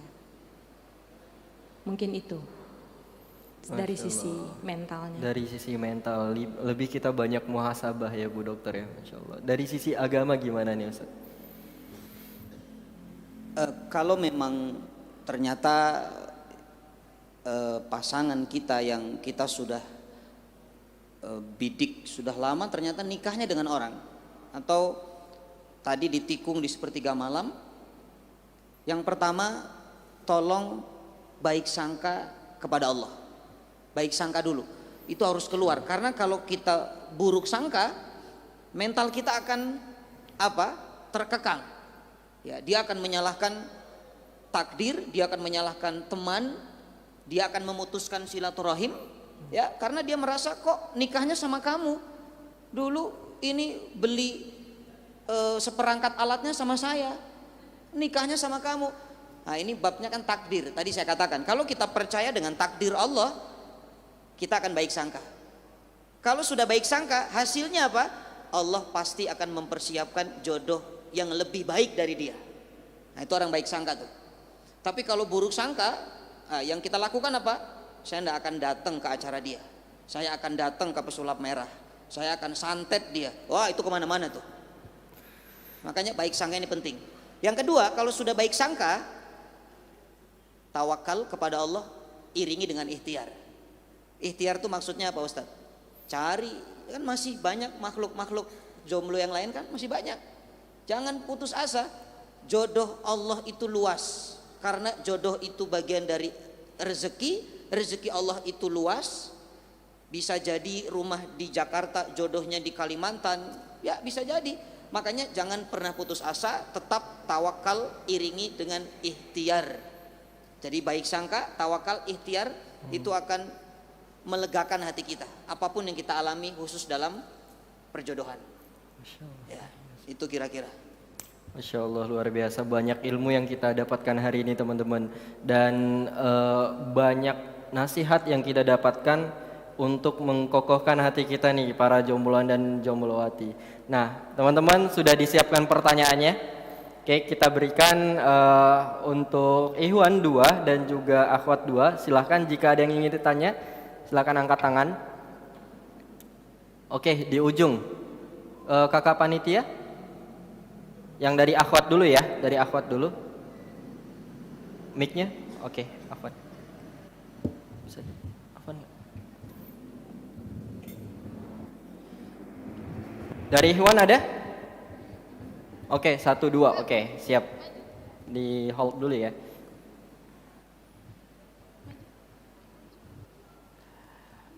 Oke teman-teman, ini mumpung ada dokter yang spesialis kejiwaan dan juga mumpung ada Ustadz nih teman-teman, Masya Allah luar biasa. Dan mumpung juga ada Ustadz, silahkan nih teman-teman jika ingin ngobrol tentang kesehatan mental dan juga bahas tentang agama dipersilahkan. Soalnya kalau konsultasi lama ya dok ya, konsultasi lama di situ. Jadi nah, kalau teman-teman yang gak kebagian nih pertanyaannya, nanti bisa konsultasi kemana dokter? Ke rumah sakit EMC ya, Masya Allah. Silahkan Kak. Baik, Assalamualaikum warahmatullahi wabarakatuh. Waalaikumsalam. Sebelumnya boleh berkenalan dulu ya. Iya. Namanya Nita, biasa dipanggil Nita. Nita. Ustadz sedikit mau bercerita. Kan saya ini masih ada punya pasangannya maksudnya pacarannya itu ya disebut pacaran mah enggak, soalnya udah kenal satu sama lain gitu dari orang tuanya, itu juga udah berlangsung lama. Nah, qadarullah suatu masa itu ada dari si pihak calon pasangan membatalkan, tapi sebelum ada pembatalan itu dari saya sendiri itu pernah bernazar gitu. Nazarnya ya maksudnya kalau nazarnya nggak usah disebutin ya. Inti nazarnya itu ya kalau emang insya Allah kalau emang jodohnya ya kalau bisa di tahun ini tuh bener-bener kejadian di jenjang serius gitu. Tapi malah qadarullah dari si pihak calon suaminya membatalkan. Nah, yang jadi pertanyaan, kan sebelumnya pernah bernazar ya Ustadz ya. Kalau habis itu dibilangnya ingin melanjutkan nazarnya itu hukumnya gimana gitu Ustadz? Dan kalau kan dia membatalkan tapi masih komunikasi, kalau seandainya dia sewaktu-waktu ingin mengajak balikan, kitanya kalau mau menerima lagi boleh apa, maksudnya hukumnya terserah apa gimana gitu aja Ustadz. Terima kasih. Wassalamualaikum warahmatullahi wabarakatuh. Masya Allah, luar biasa. Tafadhol Ustadz, ini curahan hati yang paling dalam ini Ustadz. Masya Allah. Jazakillah khair, Masya Allah. Sebelumnya saya sampaikan satu cerita. Nabi Musa alaihissalam saat itu mau nyebrang Laut Merah itu, di hadapan Nabi Musa itu laut dan di belakangnya Fir'aun. Pilihannya tidak ada kecuali Nabi Musa hanya pasrah dengan pertolongan Allah. Tapi ternyata di ujung kekhawatiran Musa dan Bani Israel, Allah turunkan perintah, Musa pukul tongkatmu ke air. Dipukul, terbelah lautan. Menyeberang Nabi Musa dan Bani Israel, selamat di sana. Tapi di ujung laut Nabi Musa punya keinginan, ya Allah, ini tongkat kalau saya pukul ke laut, tongkat ini akan menutup air laut kembali. Bisa dipahami nggak? Tujuannya apa? Supaya Fir'aun tidak bisa ngejar, akses jalan ditutup. Tapi Allah katakan kepada Musa, ya Musa, utrukil bahra rahwan. Musa, tinggalkan lautan itu. Kamu jangan mikirin laut, silakan pergi bersama Bani Israel. Ternyata rahasia yang Allah inginkan kepada Musa, Allah ingin Fir'aun juga ikut mengejar Musa, sampai di pertengahan jalan Allah menutup laut itu sehingga Fir'aun dan bala tentaranya tenggelam dan binasa. Pertanyaan saya, mana yang lebih hebat? Keinginan Musa untuk selamat dengan Bani Israel lalu menutup lautan, dengan keinginan Allah yang menyelamatkan Musa dan Bani Israel serta membinasakan Fir'aun. Mana lebih hebat? Skenario Allah lebih hebat daripada keinginan Musa. Ini yang harus kita tanamkan dalam urusan apapun. Kalau tadi sudah kenalan lama karena dari orang tuanya, ya bisa dibilang seperti zaman Siti Nurhaliza gitu ya, apa Siti Nurbaya? Nurbaya Ustaz. Ya. Masya. Nah ternyata dia justru malah sudah punya hati yang lain misalnya. Padahal kita sudah nadar kalau memang jodohnya dan tahun ini dipercepat menikah, nadar saya sebutkan apa, saya tunaikan. Ternyata dia malah berpindah ke lain hati, ke lain hobi, ke lain uhti, ya ke lain-lain lah pokoknya. Ke lain rizki ya misalnya. Nah terus saya harus bagaimana? Tanamkan tadi, skenario Allah lebih hebat daripada apa yang saya inginkan. Itu satu, supaya kita tidak kecewa. Yang kedua, kalau ternyata takdirnya tetap menjadi milik uhti tadi, apakah boleh nadarnya itu ditunaikan? Boleh. Kapan nadar itu jatuh kepada kita harus mengerjakan? Ketika keinginan kita, hajat kita Allah kabulkan. Jadi selama belum dikabulkan ya tidak usah ditunaikan. Bahkan kalau nadarnya mempersulit, itu tidak boleh ditunaikan. Misalnya, pokoknya kalau saya nikah sama dia di tahun ini, jodohnya saya akan bakar SPBU. Nah, itu nggak boleh ditunaikan. Ya, kadang-kadang orang nadar itu ada yang nggak masuk akal gitu kan. Saya akan infak 2 miliar, padahal dia tidak punya pemasukan. Nah ini memberatkan, itu tidak boleh. Jadi silakan mau balikan menerima juga boleh, selama apa? Selama memang tidak ada keterpaksaan. Jangan karena orang tua dipaksa atau karena terpaksa tidak enak, itu tidak boleh. Nikah itu tidak ada paksaan, karena yang menjalin nanti kita. Tapi komunikasikan dengan orang tua secara baik-baik. Itu kira-kira jelas. Syukran, Allah barik fiik. Masya Allah, luar biasa. Mungkin ada satu lagi dari akhwat. Oh Masya Allah, semangat banget itu Kak. Silakan. Ayo yang tadi itu. Silakan berdiri. Siapa? Angkat tangannya coba. Oke, ada. Oke, siap.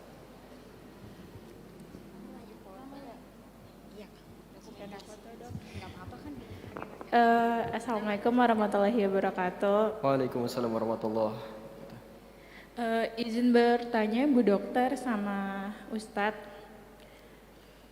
dari pandangan agama ataupun psikis ya, saya beberapa waktu ini ada yang mendekati dan mungkin saya juga yang memperbolehkan untuk mendekati. Dalam artian gini, ketika saya ada rasa ke orangnya, saya tidak cukup percaya diri bahwa dia juga memiliki rasa ke saya. Dan ketika saya percaya diri dengan orang lain nih, dia memiliki rasa ke saya, tapi sayanya yang kayak, oh kayaknya saya nggak ada rasa nih gitu. Sebenarnya itu tuh kenapa ya Pak Ustadz ya gitu, ataupun Bu Dokter? Apakah ada sesuatu yang salah apa gimana gitu? Soalnya yang mendekati sananya si A nih, tapi sayanya yang nggak suka gitu. Ketika si B yang mendekati, sayanya yang suka, tapi dianya kayaknya nggak suka ke saya. Jadi kayaknya bukan sering kali sih, beberapa waktu saya berpikir apakah saya tidak cukup SNI gitu, Standar Nasional Indonesia, untuk untuk seseorang itu gitu. Minta bantu jawab. Makasih. Masya Allah. Si kakaknya kayaknya mau cari jodoh atau mau cari helm nggak gitu. Ini lebih kepada cinta bertepuk sebelah tangan. Masya Allah. Gimana tanggapannya Bu Dokter? Jadi tadi dikatakan bahwa apa? Di saat dia jatuh cinta kepada orang, orang itu tidak jatuh cinta. Orang jatuh cinta kepada dia, dia tidak jatuh cinta kepada orang.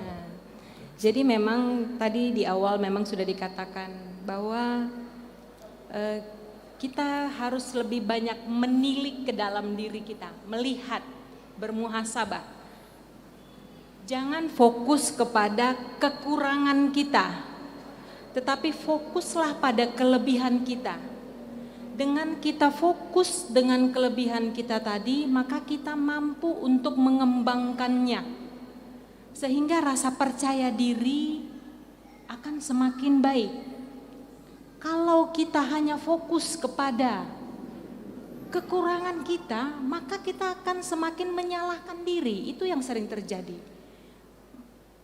Tidak jarang akhirnya menjadi depresif, menarik diri, akhirnya tidak mau bergaul dan sebagainya macamnya. Jadi saya rasa seperti itu. Jadi banyak kita melihat ke dalam diri kita. Apa yang harus diperbaiki? Apa yang harus saya tampilkan? Itu yang perlu diperhatikan. Mungkin ditambah, Ustaz.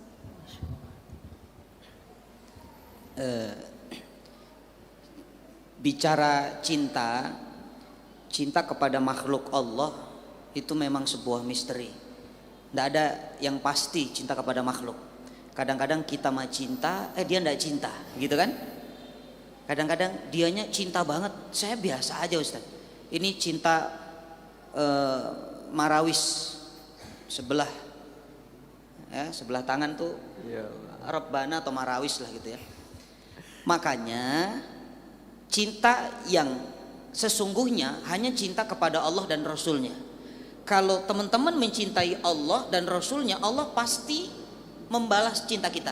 Rasul pasti membalas cinta kita. Tapi kalau kita mencintai manusia, jangan berharap manusia itu membalas cinta kita.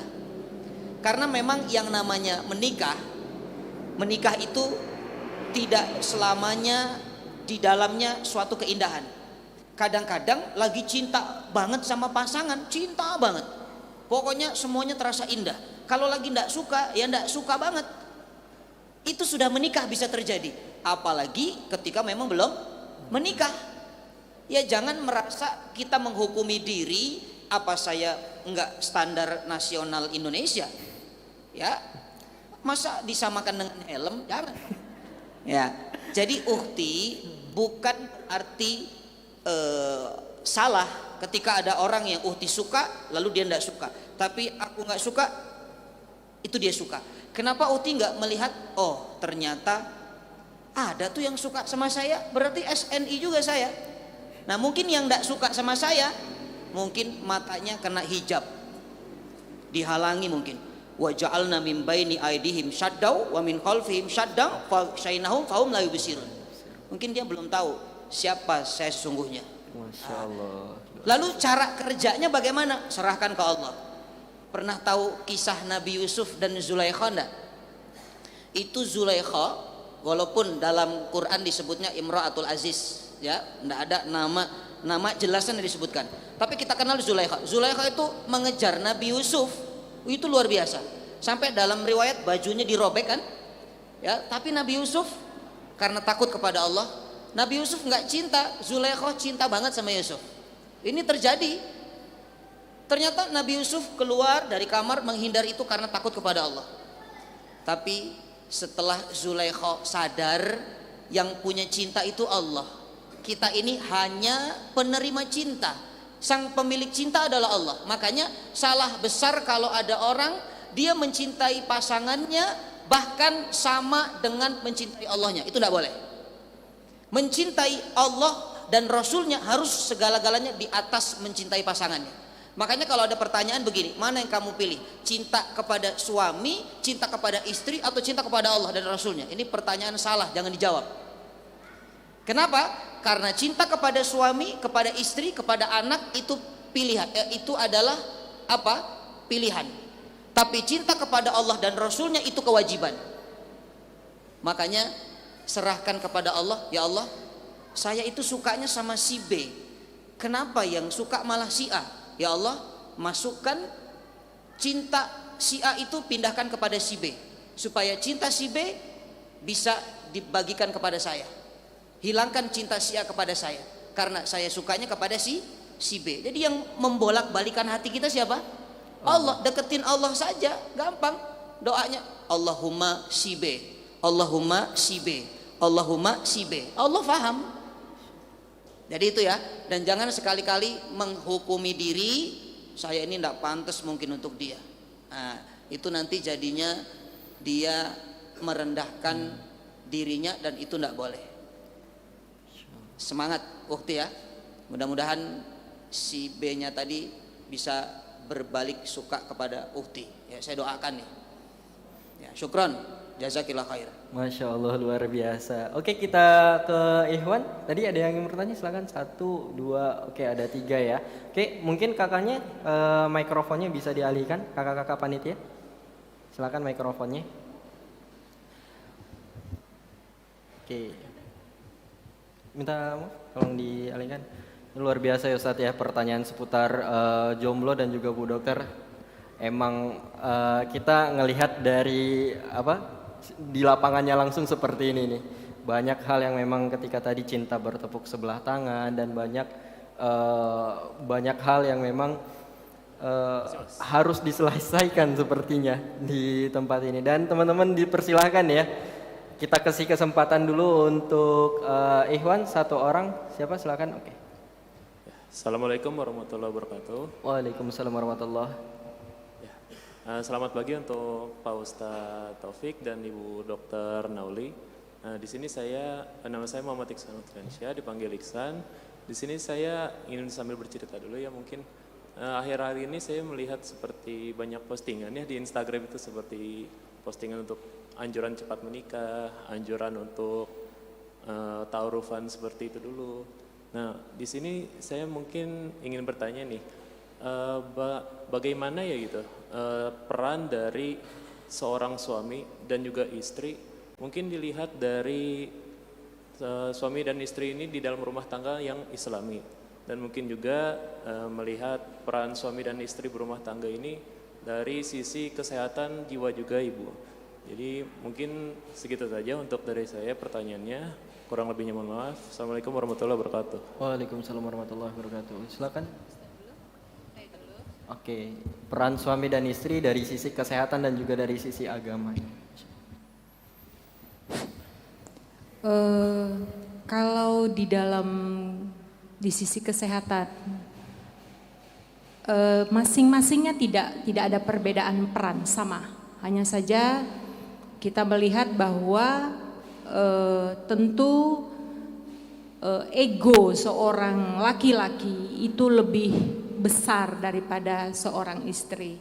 Makanya akhirnya seorang laki-laki itu biasanya bertindak itu analis. Jadi sebelum melakukan sesuatu ada pertimbangan dibanding dengan seorang wanita yang dalam melakukan sesuatu itu lebih kepada spontanitas saja. Begitu juga dengan emosi.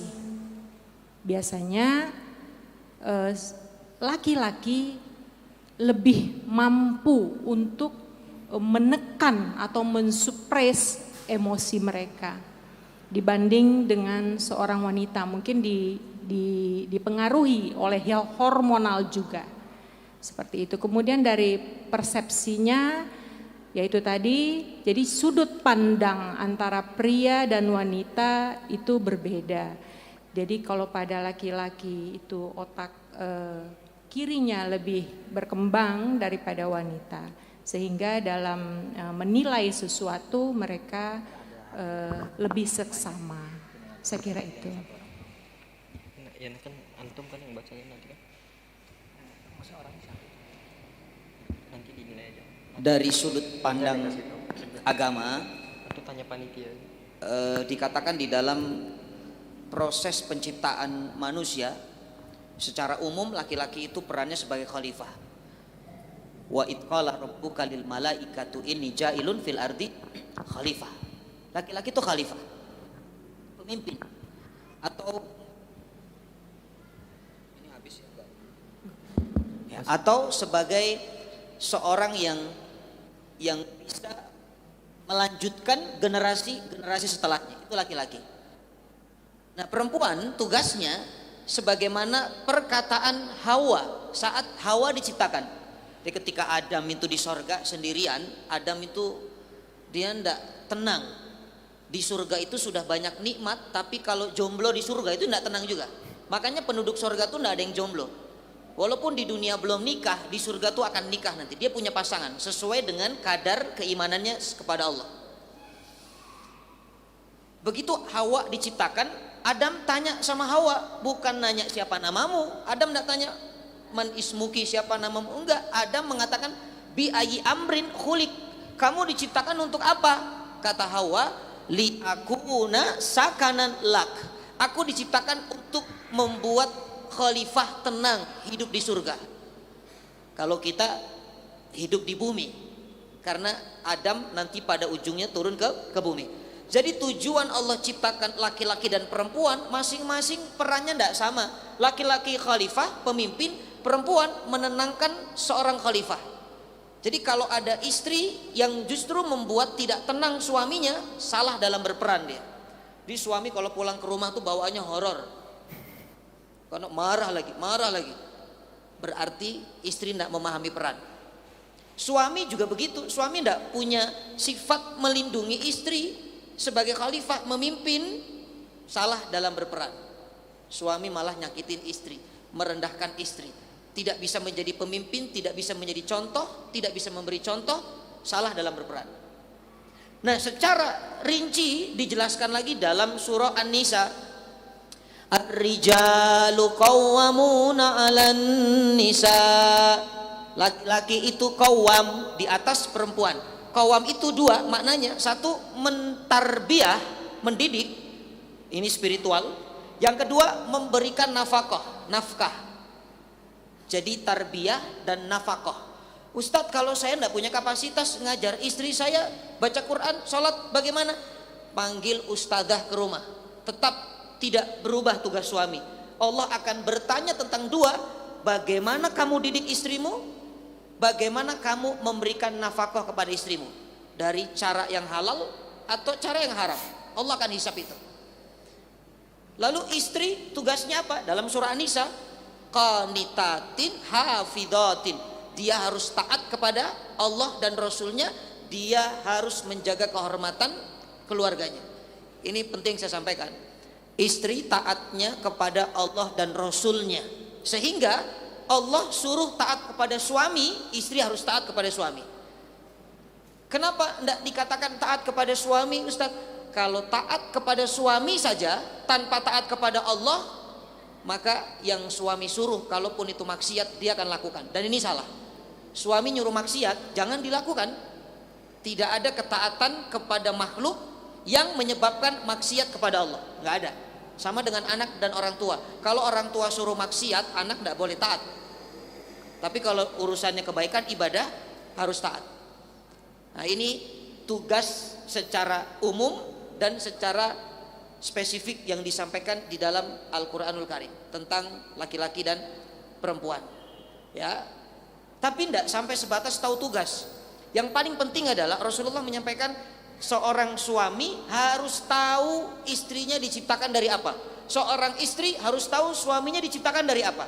Karena kalau kita faham ini dibuat dari apa gelas ini, kita akan bisa menjaga. Contoh, ada gelas kaca, ada gelas plastik. Kita akan letakkan gelas kaca di tempat yang aman. Kalau jatuh, pecah, bahaya, kena kaki. Kalau gelas plastik ditaruh di mana aja nggak ada masalah, jatuh nggak akan pecah. Makanya suami ataupun istri, ya laki-laki perempuan, dia harus paham. Sekarang saya tanya, coba ini yang sudah lama jadi laki-laki, kira-kira laki-laki ini bahan dasar ciptaannya apa? Bahan dasar penciptaannya dari apa?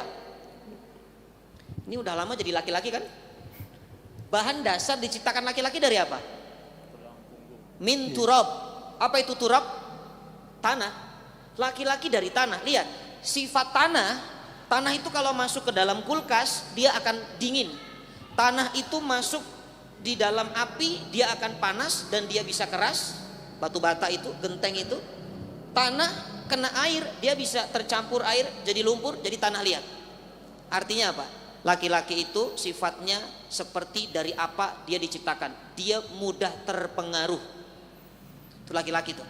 Makanya cowok itu coba deh ketemu temen tukang main burung, ya dia ikut main burung. Ketemu frekuensinya tukang apa? Main PS, ya dia main PS. Pokoknya dia mudah terpengaruh. Ketemu ikhwan yang soleh-soleh, oh dia akan ikut hijrah soleh. Itu laki-laki tuh. Nah kalau perempuan ini beda. Perempuan diciptakan dari apa? Udah berapa lama jadi perempuan?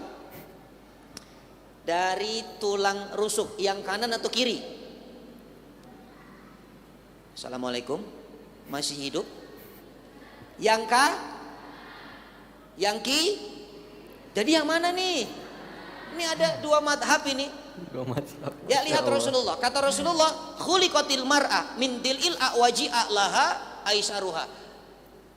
Perempuan itu diciptakan dari tulang rusuk yang paling atas, paling kiri, paling bengkok. Makanya sifatnya seperti dari apa dia diciptakan. Dia mudah patah, dan kalau tidak diluruskan dia bengkok terus. Diluruskan dengan paksa dia patah, nggak bisa. Laki-laki juga harus paham kalau perempuan dengan kekerasan itu salah besar. Makanya tidak ada kekerasan dalam rumah tangga. Islam tidak mengajarkan sekecil apapun, tidak ada. Ya, tidak ada. Kenapa? Patah dia. Caranya diluruskan dengan cara-cara yang baik. Tahu toge nggak toge? Toge beli 1 kilo, 1 truk, nggak ada yang lurus. Cara meluruskan toge itu direbus, betul ya? Nah maka cara meluruskan perempuan, ya Pain? Jangan direbus. Wah ini bahaya ini. Ya Allah. Itu lebih ke ADRT lagi tuh. Caranya dihangatkan, kata Nabi. Dikasih kehangatan. Jadi kalau ada suami, karena perannya melindungi khalifah, jangan kasar sama istri. Mama itu nggak pernah ngaji, bau jahanam. Sono ngaji. Nah itu salah. Nanti suaminya juga bilang, papa ini muka udah kayak Fir'aun. Nah, jadi berantem lagi kan itu. Makanya coba dipuji, mama itu kalau baca Quran suaranya merdu banget loh. Bener deh, orang mama ngorok aja enak didengar. Itu baca Qurannya indah banget. Pasti deh, coba ayah mau dengar mama baca Quran. Kayaknya kalau mama baca Quran itu baru a'udzubillah itu ayah tuh sudah ngantuknya tuh 2 hari. Wah, itu kan muji dulu, dia akan semangat. Beda kalau dia dipatahkan dulu. Mama ngaji dong. Kayaknya kalau mama menyampaikan hasil kajian itu catatannya tuh mama rapi. Ayah tuh bacanya enak dan cepat paham. Tapi kalau ayah datang ke kajian tuh nggak paham-paham ayah tuh pusing dengerinnya tuh. mama tuh punya kecerdasan yang luar biasa. Nah, itu memuji namanya. Jadi suami yang paham tuh akan seperti itu. Ya, jelas ya.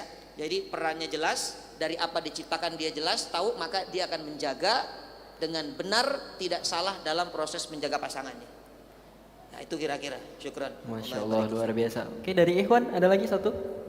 Oke, dari bapaknya dulu silakan.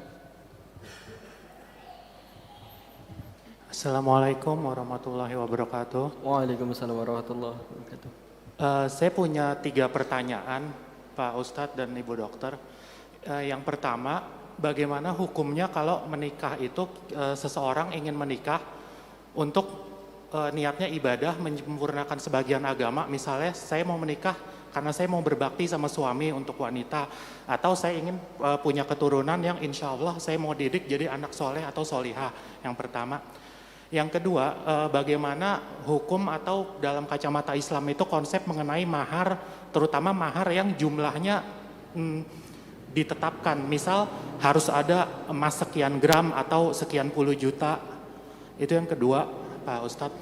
Yang ketiga, bagaimana Islam memandang kalau setelah menikah seorang wanita itu setelah jadi istri tetap bekerja dan tetap berbisnis atau berdagang, melanjutkan aktivitas atau profesinya sebelum menikah.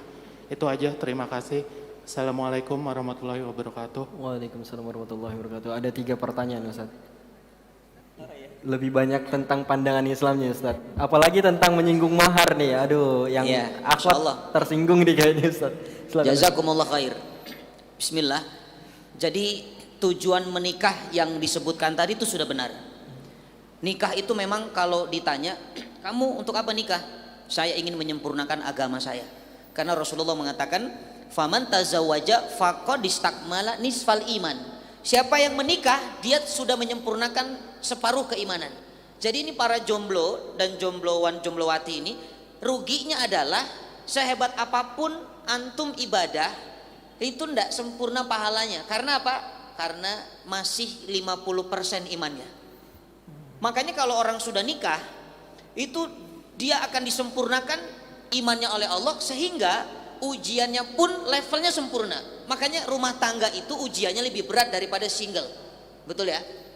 Jadi rumah tangga itu ujiannya lebih berat daripada masih jomblo. Kenapa? Karena imannya juga lebih sempurna. Sudah sempurna, maka ujiannya lebih berat. Karena kadar ujian sesuai dengan kadar keimanan yang kita miliki. Nah, itu satu, niatnya sudah benar. Yang kedua, tujuannya untuk agar punya keturunan. Bahkan Nabi mengatakan, nikahlah kalian karena aku bangga dengan umatku yang banyak keturunan. Jadi last child, apa itu? Free child. Free child. Free child itu enggak boleh dalam Islam, enggak ada. Justru kata Nabi, banyaklah keturunan. Aku bangga dengan umatku yang banyak keturunan. Orang tua kita dulu mengamalkan hadis ini.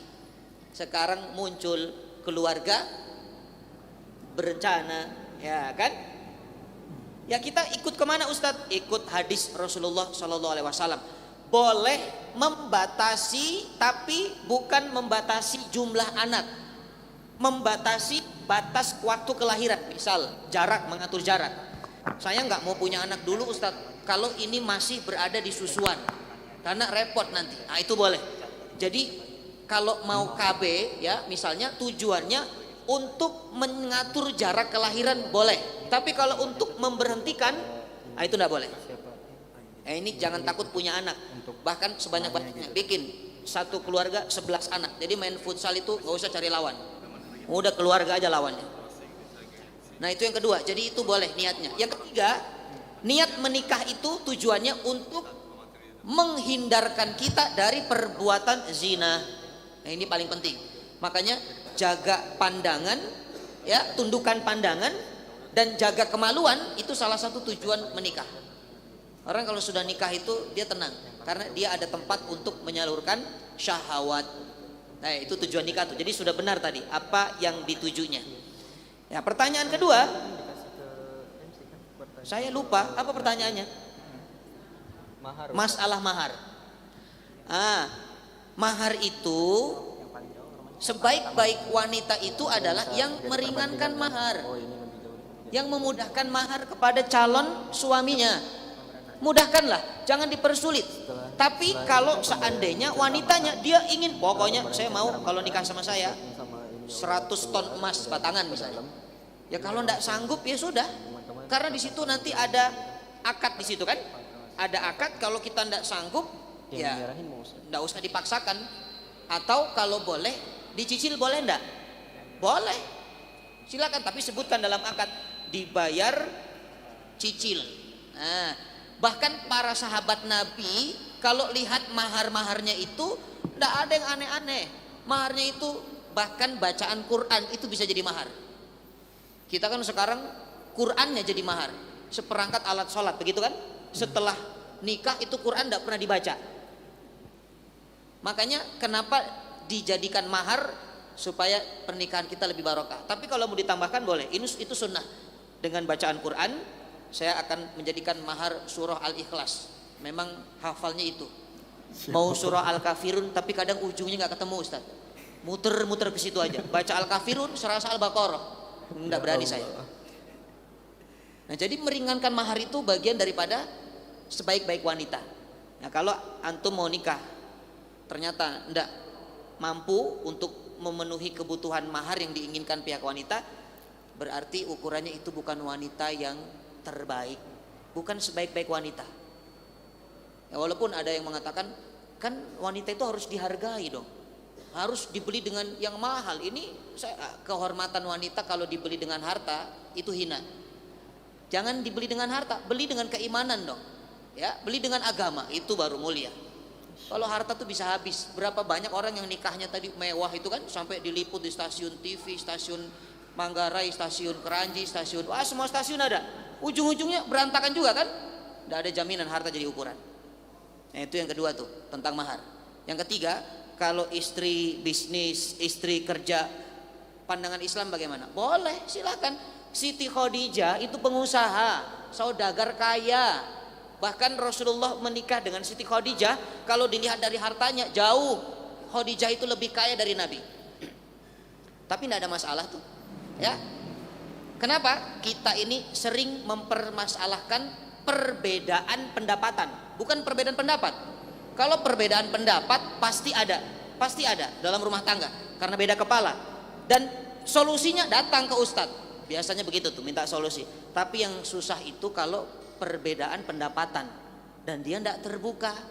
Suami merasa kalau istrinya banyak penghasilan di atas dia, suaminya minder. Istri merasa jadi istri yang lebih hebat dari suami karena saya yang cari, saya yang lebih hebat keuangannya daripada suami. Ini salah. Jadi sehebat apapun, setinggi apapun kesuksesan istri dalam rumah tangga, tetap surganya ada di suaminya. Ini harus dipegang. Makanya Islam memberikan kemuliaan hasil dari kerjanya istri kalau diberikan kepada suami bernilai sedekah. Tapi apa yang diberikan suami kepada istri itu kewajiban.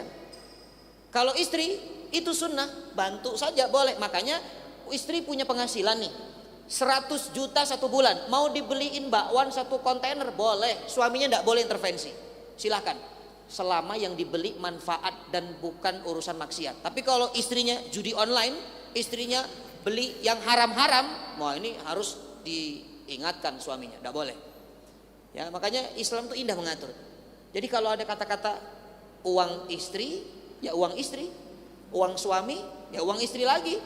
Ya, tapi jangan begitu amat, kasihan suaminya. Ya, nafkah itu bukan dihitung dari nominal. Selama kebutuhannya cukup, maka itu sudah sah menafkahi. Bukan keinginan, tapi kebutuhan. Ingat, kalau keinginan nggak akan ada habisnya. Ingin ini, ingin itu, ingin itu, ingin ini. Tapi kalau kebutuhan cukup, sandang, pangan, papan. Makanya istri boleh mencuri uang suami kalau suaminya pelit, nggak kasih nafkah apa yang dibutuhkan. Itu boleh. Ya, cukup untuk makan saja. Ini suami nggak pernah kasih uang, Ustaz. Saya dan anak-anak belum makan, anak belum jajan. Ambil curi untuk makan cukup. Jangan curi uang suami untuk beli mobil, beli gadget. Itu namanya rampok dan begal. Nah, itu enggak boleh tuh. Jelas ya? Syukuranallah bariku fiik. Masya Allah, luar biasa nih. Sebenarnya banyak yang ingin bertanya lagi nih Ustadz dan Bu Dokter, tapi karena emang waktu terbatas, Mudah-mudahan kita bisa saling konsul lagi nanti ya, Masya Allah di lain kesempatan. Dan Masya Allah kita minta closing statement nih Ustadz dan Bu Dokter. Bagaimana cara agar menjadi jomblo yang bahagia? Masya Allah luar biasa.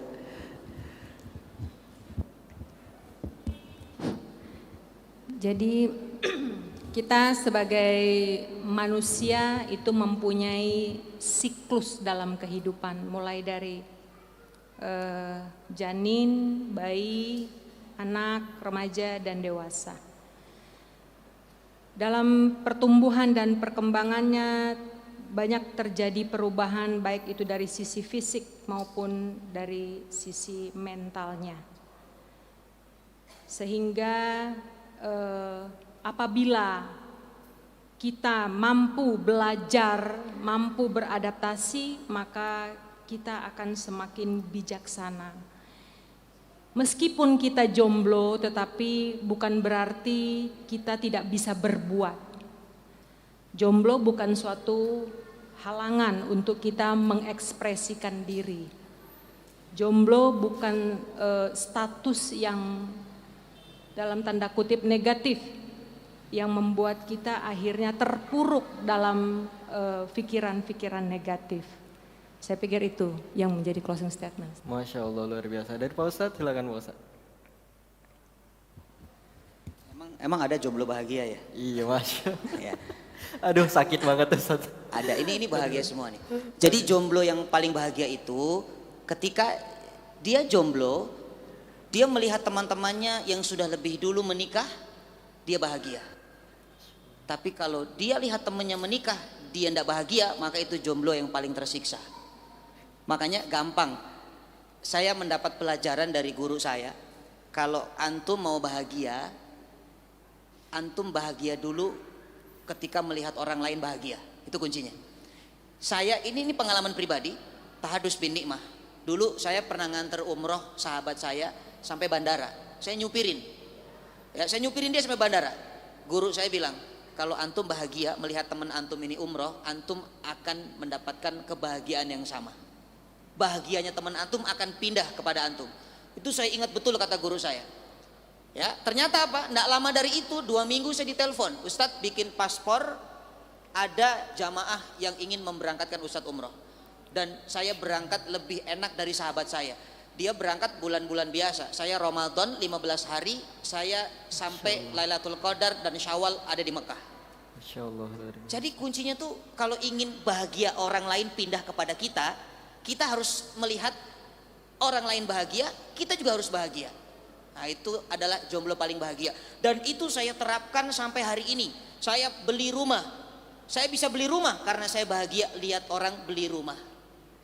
Saya punya mobil, saya bahagia lihat orang punya mobil. Saya bahagia lihat Bu Dokter. Mudah-mudahan saya jadi dokter, ya. Subhanallah. Masya Allah. Tapi saya tidak bahagia melihat jomblo. Saya takut nanti jomblo, ya. Makanya teman-teman, mulai sekarang kalau ada teman yang nikah, berbahagialah dengan kebahagiaannya. Pasti kebahagiaan itu akan pindah ke antum nanti. Percaya itu. Syukran. Allah barik fiik. Masya Allah luar biasa nih teman-teman. Alhamdulillah banget nih, ilmu banget nggak teman-teman? Masya Allah. Tapi udah ada yang mulai ngantuk-ngantuk kan nih, udah mulai kertek-kertek gitu tadi. Oke, Masya Allah teman-teman. Alhamdulillah kajian kita, talk show kita pada kali ini luar biasa. Terima kasih jazakallah khair untuk Ustadz dan jazakillah khair untuk Bu Dokter. Semoga ilmu yang kita dapatkan pada siang hari ini bermanfaat dan benar-benar kita menjadi jomblo yang benar-benar bisa menjaga, karena sejatinya koreksi kalau salah ya Ustadz ya, sejatinya laki-laki itu lemahnya itu pada perempuan dan perempuan adalah fitnah bagi laki-laki.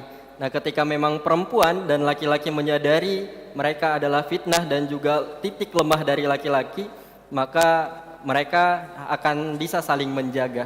Masya Allah luar biasa. Semoga teman-teman lepas dari sini 1 bulan 1 minggu, semoga sudah ada yang khitbah, sudah ada yang ta'aruf ya. Masya Allah teman-teman, sudah ada yang ta'aruf, sudah ada yang khitbah dan tidak menyandang status jomblo lagi.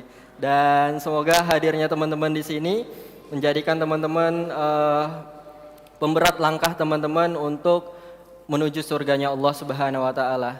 Saya Ridho Ihsanur sebagai moderator menutup dengan mengucapkan hamdalah, alhamdulillahirabbil alamin. Wassalamualaikum warahmatullahi wabarakatuh. Acara saya kembalikan kepada MC.